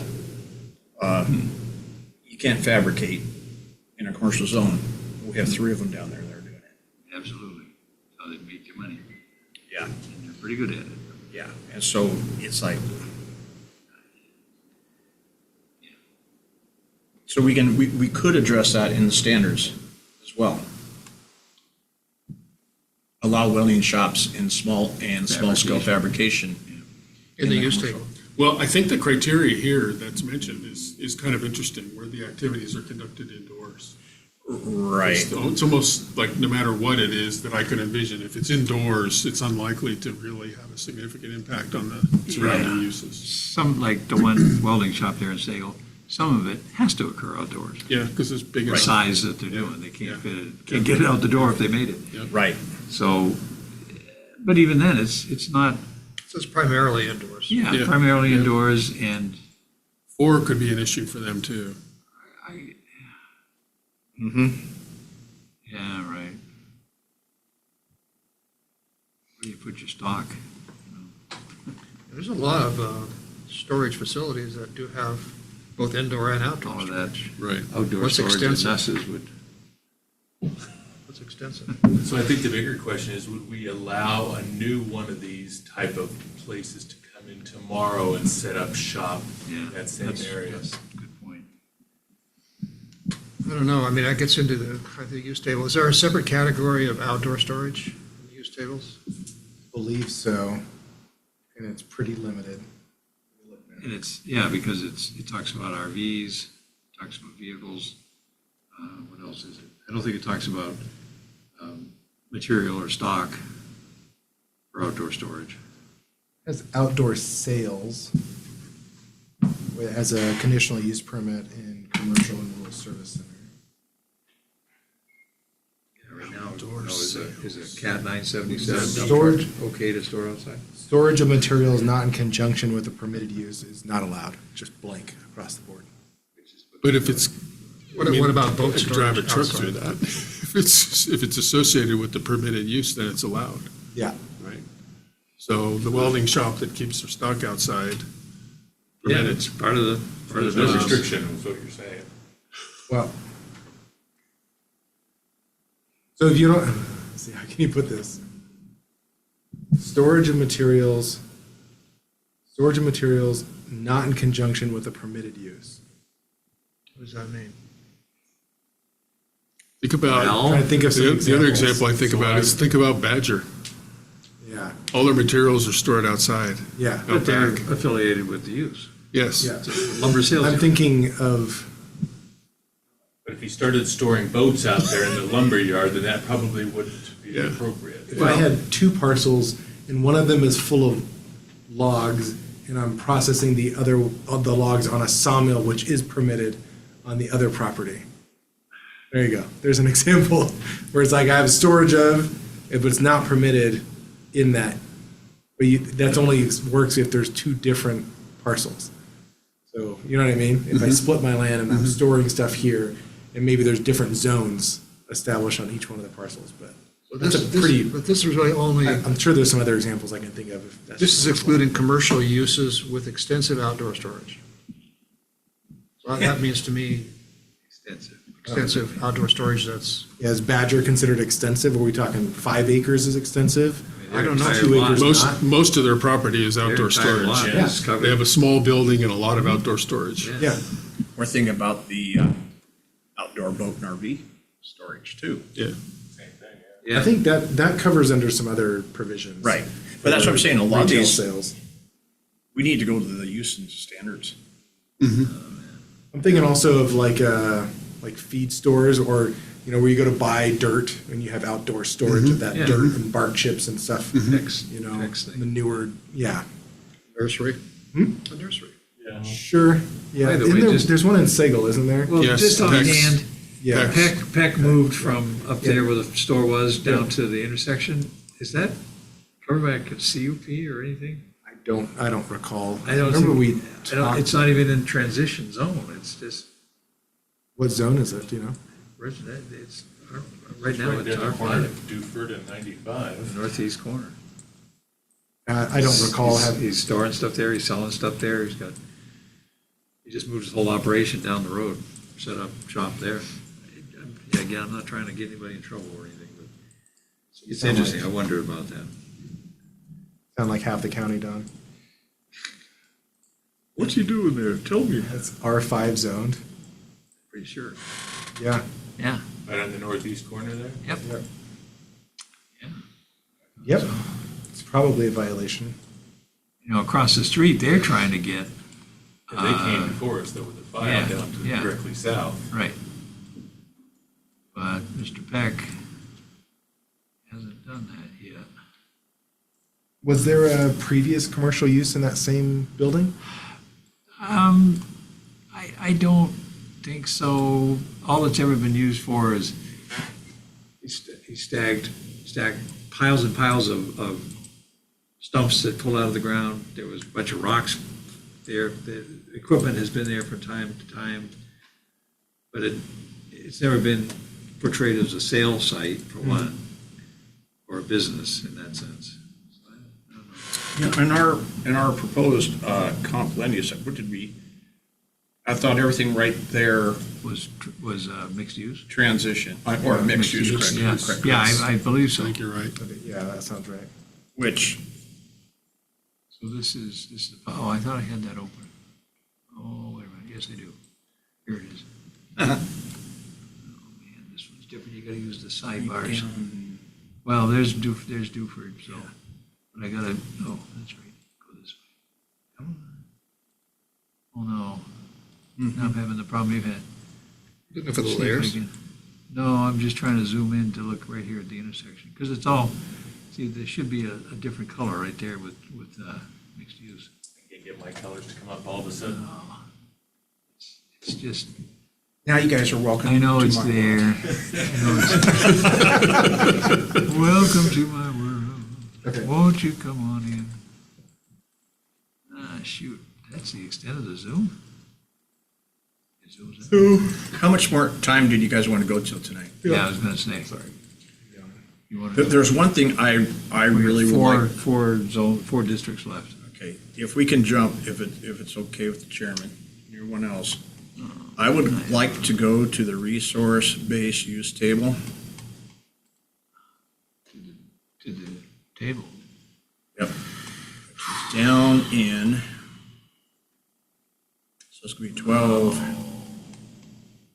3 dash, resource-based, 12-336, table 3-6. Yeah.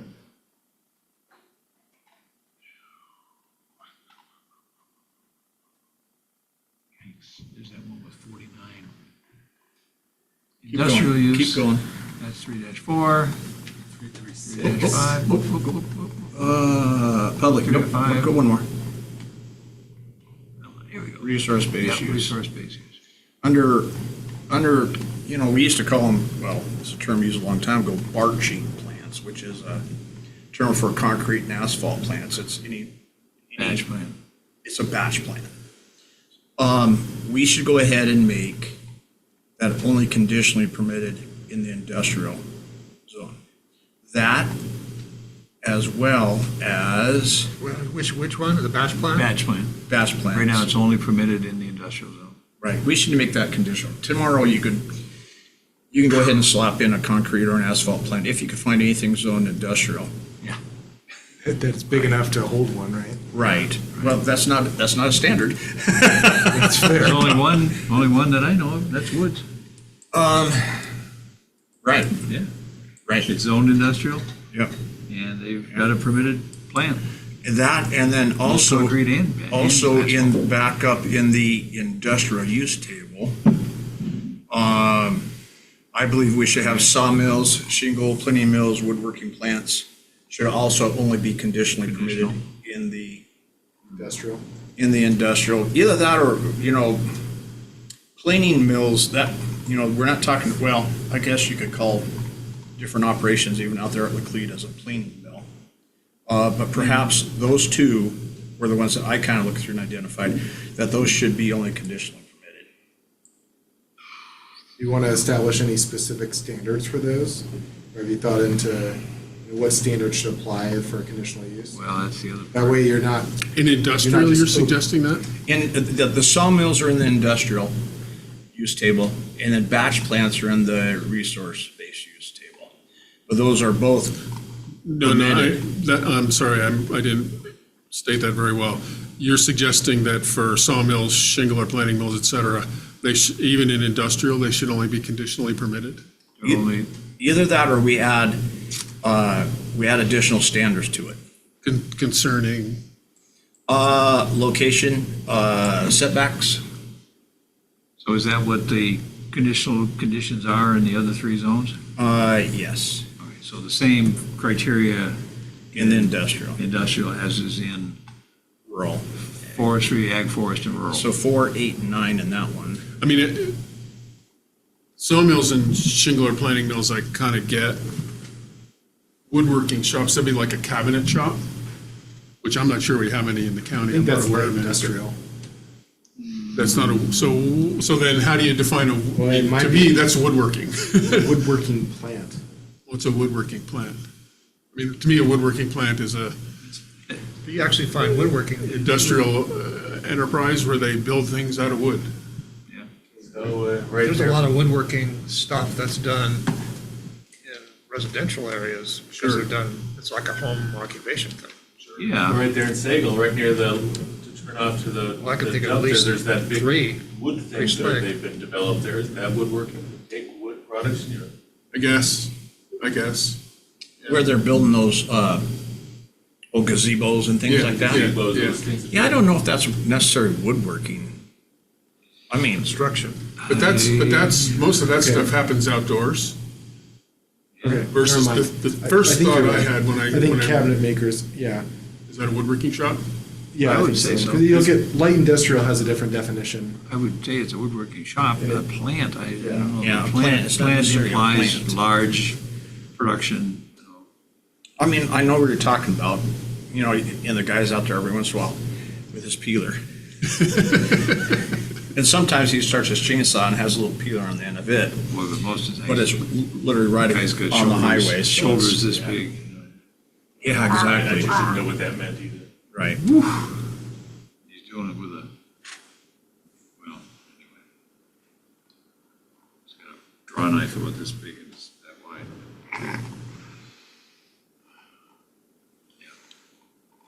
Well, we could slip right out. Small scale woodworking, I guess. Well, To me, that almost creates more problems yeah. than it solves because then you have to define what's small scale. Well, made in the garage. That's a Is that a really one-car good garage or a question. two-car garage? You know, The whole idea of intensity of use, large scale versus small scale. Because like a 200 acre, or a 100 acre ski resort is small scale compared to a 500 acre, right? So do we put a volume of the property being used? Do we put an acreage limitation to small versus large scale? I don't know. Yes. It's a lot of- again, I think our approach in this Sagal sub area anyway was to put limits on building size. Yeah. Yeah, square footage limitations. Right. Remember what your limitations were? I don't know, it's been, I think it was like 20,000 square yeah, feet it was, Yeah, it's yeah, in there. per building. right, 20,000 square feet, sounds familiar. You guys amenable to these changes? Do you want me to add those to our, because in the same document is a bunch of chapter 4 stuff with. I think certainly with the batch plant, yes, I'd say that. Yeah, I'm good with that. With the woodworking, I think we got to think about that a little more. I think the shingle, I mean, there could be, I can envision some pretty small scale woodworking operations, particularly in this area where certain kinds of wood are plentiful. And they're in the residential zones with a conditional use. The question is, should they be in the industrial with a condition rather than permitted? Well, and that makes me question, I think you were on board at the time, the gentleman there in Westman who cuts a bunch of firewood, he came and got his, probably yes. rezoned to industrial. Was he considered a woodworking plant? Is that why he had? Sawmill. Yeah. A sawmill, oh, okay. When we look at the definition of like firewood processing, we looked at the NAICS and other stuff that fell into that. It's like the closest thing we could determine it to be is a sawmill when you look at like wood processing. So it fit better there. He did have some conditions on that rezone. So Uh-huh, okay. You know about the guy right south of Boondocks there? Yeah. I just wondered how he got away with. No, he, well, he didn't for a long time. He had a lot of violations. well, yeah. Eventually, he came yeah. and got a rezone. I don't know how many years back, though, he's been cutting firewood there. Long time. A very long time. You guys sent He many started out- violation letters by the planning department before he finally. Started out much smaller, and now there's times when that yard is just, Yeah. I can't remember how many hundreds and hundreds cord of firewood he sells. I mean, when he came for that hearing, there was a lot of people came and spoke in favor of it. I A mean, lot of folks showed up and said, the only reason I stay warm is because this guy. yeah, I mean, So it was a pretty good argument. yeah, yeah, I mean, That's cool. talk about a public service. yeah, I mean, neighbor to the north wasn't happy, but he had to build a fence. so are we, with, now that we've addressed that, are we done with the commercial district? Well, so I think I could live with making the industrial district have a conditional for sawmills, et cetera. But then, wouldn't we do something, I mean, look at some of the other ones. Machine shop?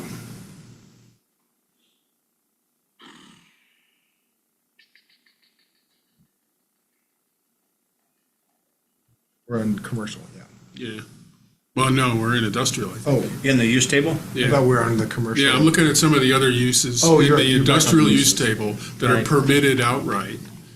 Oh, Yeah, but it's subject to number 2, which says carried on in such a manner as to be protected from fire and explosions, amidst no obnoxious odors, exhaust no waste or dust, discharge no treated or untreated industrial waste. So why wouldn't you apply those same conditions to a woodworking plant? No dust, no obnoxious odors, protected from fire and explosions, that's definitely an issue in woodworking plant, large-scale woodworking plants. Yeah, so think of, I'm sure, Jake, you followed the Boundary Door Company, Oh, yeah, I've heard of that. Yep. all of the above, because it's dust, hours of operation, noise, lights, traffic, inadequate access, inadequate road. Yeah. So they're being cured, but I don't know that the neighborhood's ever gonna be satisfied, Yeah. for one thing, but that's the battle they're fighting, what conditions do you put on it, so I don't even think Boundary County uses use tables, I think they're just, I don't know, they don't have a codified code to review. no. It's all a printed Number 2 stat. should definitely be. What is the issue? Well, it's a door manufacturer, and it's been there for decades. They just make doors, wood doors, and it was good until it got a new owner, and they ramped up big time. They just put a whole bunch of fill out on their yard, going to be for product and so forth, without any review, just hundreds and hundreds of yards of fill. They got a lousy access off of 95. It's right in a curve. You can't see it. It drops down from the highway into it. It goes across another guy's property on an easement, but it's just a dirt road, not even gravel, dirt. So in the summer, it's just trucks in and out all the time, and now more trucks with product and with raw material in. Dust, their old dust system was pathetic. You'd watch it when they're running, the dust is flying out of the collection system outside, going across the neighborhood, on and on and on, just every, and the workers also had complaints about safety in the building. So a lot of those, I mean, safe access on a reasonable access route, I would say for any industrial use, Yeah. those requirements have to apply. Yep. Proportionate to the number of workers and the amount of traffic that's generated to bring in supplies and to get product out and customers in and out, employees in and out. That's not unique to a woodworking shop. No, And that's exactly what we have right there, is that you have to have proper access. direct access to one of the primary transportation routes. Remember, we limit that to state highways and major and minor arterials. Right. And, you know, we had 92 roads on here, and we eliminated 70-some. Right. So we only have 17 roads that commercial or industrial Can be located. can be located on. And I think that was part of the argument. Put them where they need to be. Where they exist and where expand those areas where they already exist versus sprawl Right. them out. ITD looked at that thing up there and said, you're on a residential driveway approach. Oh, boy. You can't, if you can upgrade it, fine, but they said not at that location. It's right at the end of a curve. Yeah. You can't see it's gonna, so they're putting in a new access on their property only, about 300 feet south, which got good sight distance, but, you know, ITD doesn't go around chasing every encroachment permit to see if it's valid. Just when somebody squawks or they come in for a different use, then it's gotta be changed, so. And as far as, Holding their feet to the fire. as far as the dust goes, we would cover that with these conditions in number Yeah. 2. Yeah. Emits no waste or dust. I mean, and Light and I have glare a- is covered. I have an 1,100 square foot woodworking plant on my property. All right. Oh, boy. Woodworking shop, just Home for a hobby, occupation. but, you know, I have a good dust collector system in it and it doesn't emit dust. Right. So, Katie will be calling you tomorrow. I don't sell anything, so. Right. What do you make? Stuff. Stuff, furniture. Doors. I've never made a door. I think we actually, have to but do a site visit. This is needed. If I can add just one more option, I Well, didn't. it seems to me we need to just have some order here. I mean, I think we need Yeah, to we're finish Sorry. some of these Yeah. these definitions or descriptions of these districts. And I think there's a lot of work that needs to be done on the use tables. Oh, yeah. Yeah, We so- could spend And I think, days. we need to kind of do this in order and finish. Jake's gonna, So one suggestion as you get into these, and I kind of started with this early on, is really think about refining the specific uses, right? We can reorganize and add a lot more specific uses. On that same note, under LUPA, under 6504B, it allows you to, it says here, each commission shall elect a chairman and fulfill offices, yada, yada, yada. The commission may establish subcommittees, advisory committees, and neighborhood groups to advise and assist in carrying out the responsibilities of this chapter. So one thing you can do is not craft this all yourself. You can say, hey, we want to establish an advisory committee to assist in the event venue code, right? And then just delegate that out. Or if you have a number of different uses that you want to get more experts on, so that you give them like, here's your left and right limits, establish this type of code, and then hold your own meetings and do your own thing. So that's kind of how the sub-area plans were created under this same code section, but you can use this to rewrite code sections as well and to review. If you wanted to gather a bunch of industrial-minded Subject matter folks to review the industrial use table and define specific uses, I think you have that full purview to do. So more or less, you don't have to do it all yourself. You can put it on staff to advise or to try to elicit a subgroup underneath you guys to give you advice on. We have, it used to be called the Barner County Economic Development Group, now it's called Ponderay Economic Development Group. And there's 5 or 6 people, owner Lighthouse Dressing, Yeah. one of the members, Brett Baker. In that vein, Jake, you want to talk about that water? Yeah, Yeah. I can. Sorry, Matt was in the middle of something. Go ahead. So I've been meeting with Mr.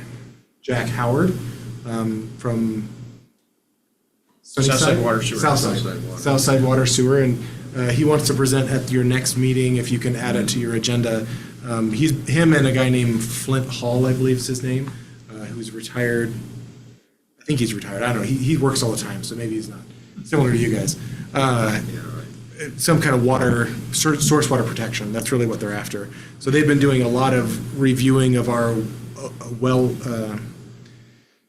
wellhead overlay zone, and they have some potential really data-driven stuff they want to, and they're focused on Sagal right now, but they're crafting a way to regulate and help in source water protection, some changes to our code, and then some tools to build. So they've asked me to present this idea to you guys to add on the agenda for next meeting, with the end goal being to establish a technical committee under this same code section here, and give them the authority to start meeting with outside bodies, such as DEQ and PhD, and gather data, and then present that to you guys at a future meeting with a potential text amendment to that code. So, Which part of the code? I'm sorry, I missed that. Where would that? so under LUPA, it allows you No, guys. no, I just want to get that part. Oh, I'm saying, oh. where would this water thing? Sure. So it's be source relevant? water protection. It's under the wellhead overlay zone. So Wellhead protection. Yeah, wellhead protection overlay.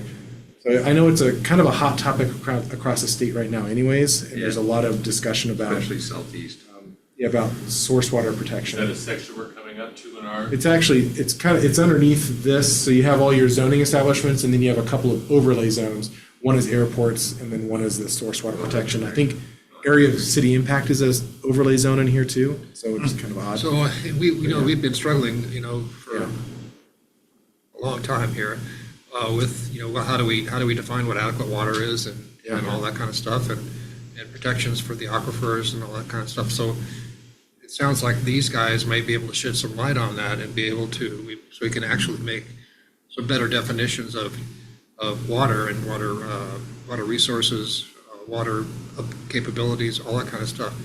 So I think it's really important for us to put it on the agenda. And one thing I mentioned to Jack is, I think you can limit who you appoint onto this type of committee, or what do we call these, subcommittee? Subcommittee. And if you want specific, like water or purveyors and somebody that works from different water districts, or if you want me to reach out to those water district members saying, hey, we're putting this subcommittee together, this is who's involved now, would you like to attend? We can, I don't think we have to open it up to the general public to apply for if you want a specific technical-driven subcommittee, so. I don't know. That's pretty much explicit in that state code. Absolutely. So it just got me thinking about all these other things, right? If you want someone to help review the commercial or the industrial use table, and you want to grab some folks that are, from these different, that have that technical expertise, it would make a lot of sense. When I mentioned before doing a road study, Yeah. we could do that. Yeah. It's always been a question, when we ever brought that up over the last 10 years, it's been, okay, especially if we're going to turn to a professional to do it, how do we pay them for their time? Yeah. And does it have to come out of existing planning budget? We don't have a budget at all. Nothing anywhere shown up, which I mentioned at the workshop last week. So that would have to be addressed, conquered, whatever, because inevitably you want to have something at some professional level within that realm, I think. The other part of it is learning from the subcommittees. It really needs to be talked about whether a planning commission member should be on any of those subcommittees. Yeah. I was gonna bring that up Ex as officio or something, whatever, whichever way to work it out. To Liaison appease to them. the subcommittee. But just to keep them on track. When we had the subcommittees, Milton was always there, another staff member was always there. I was always, I just made it a point, I'm going to go to those because the first few got totally out of hand. They just went their own way and wouldn't listen to Milton. So I kept saying, well, I'm right now the chair of the planning commission, and I'm telling them, I'm reading right out of code, this is what you're going to do, period. Anyway, I think it's got merit, but here we are with 3 lame ducks and a possibly fourth. No, I was just gonna second the nomination that you were gonna be the liaison. Yeah. I think if you clearly Possible fourth. establish a subcommittee to review this code section, right?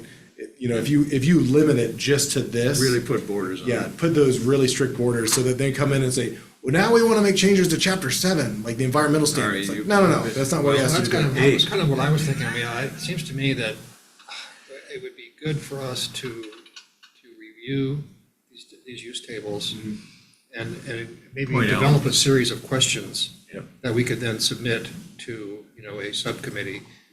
What do you think about this, or how do we define that, or Yep. whatever? So we have specific questions that we want them to answer rather than just, we'd like you to rewrite the industrial use tables. I mean, I Sure. don't think that's going to be helpful. Okay, And very much relying on staff to show us the things that need oil or we need a wrench or something. I Because we think- don't know, we don't administer it. we've highlighted a whole bunch of these in Yes, this. and Yeah. it's been great so far, and I'm Yeah. not saying it isn't being done, but that's gonna be part of it. We know some of it because of the hearings we've been through, the things we've seen and have been rough edges. But the staff deals with it day in and day out. The frustration level or whatever, or just seeing, wait a minute, it can be better if it said, or, So talking about the agenda for next time, Matt had a suggestion that we put the MLD stuff on. Yeah, as a workshop item. so. Yeah, as a workshop item, I think it's a really See it good idea. before it goes to hearing. And then obviously, if we have time, we could just continue with what we're doing. Well, I don't think we've actually closed out commercial districts, but Yeah. that's okay. So I'll leave these two kind of open-ended. I think it makes sense. We've had some criticism that we're not specific enough on what you guys are going to discuss. But as you go through this, it gives you the latitude to jump to chapter 4 and say, oh, I had some concerns given the language here. Let's look at this specific use, and it gives you the latitude to make those reviews. So I can leave those two agenda items, add, if you guys are in agreement, Mr. Howard a presentation, and then an action item to appoint a subcommittee. If in the end you want more data, you don't have to action that action item. It just gives you the ability to make a decision that night if you want to. So, In that vein, the agenda item for tomorrow is that only the implementation, or is Yes. it only implementation? That's where we So we left it can't off. bring up anything else about the land use component? Correct. Yeah. Not We left it in the agendized. middle of, You can bring it We up. ran out of They just time. can't make any decisions. I think they only have like an hour and a half. Oh, I was gonna ask what Oh. the time not till 12. allotted is. It's like I last think it's time. like 9 to 11. So I it's think they not, have it's a not hard 3 hours, stop. not So 3 hours like That's last why time. I limited what was on the As agenda. much as it depends on us, let's keep it on task. We got a little bit off last time. We went down some rabbit trails, but We did? yeah, there was some times when we were just kind of not time well spent, in my view. So if we really push hard to, bring it back to dead center. I think a lot of it Especially was with limited beneficial time. both ways. It was, it's hard to rank on good discussion, but Okay, they have 2 hours, 9 to 11. So I think we should be fine to get through at that time. Yeah, I think we've done the controversial ones already, so. yeah, well, we've got natural resources. but-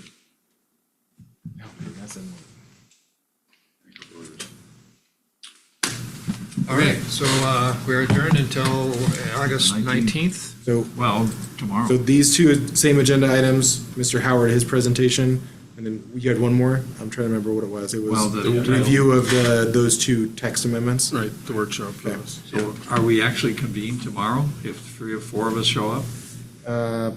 Probably, Yeah, yeah. I think Because so. it's agendized as a workshop with the board With the and the board, planning so- commission. So So Adjourn then, till so I should say tomorrow at we're adjourned until tomorrow? tomorrow, At back 9 in this o'clock. room at 9. Then we have to adjourn tomorrow as well? The board will adjourn it because it's a joint meeting. All right, I don't know, so however you want to do it. we'll say, we're adjourned until tomorrow, but we're also not going to meet again until August 19th, except in the workshop. That can be just stated. So the next meeting, next scheduled meeting of the planning commission is 19th. All right. I'm gonna go. Did you want to kill the link, Dylan? So I noticed while we were talking, the 2 people who were on dropped off. So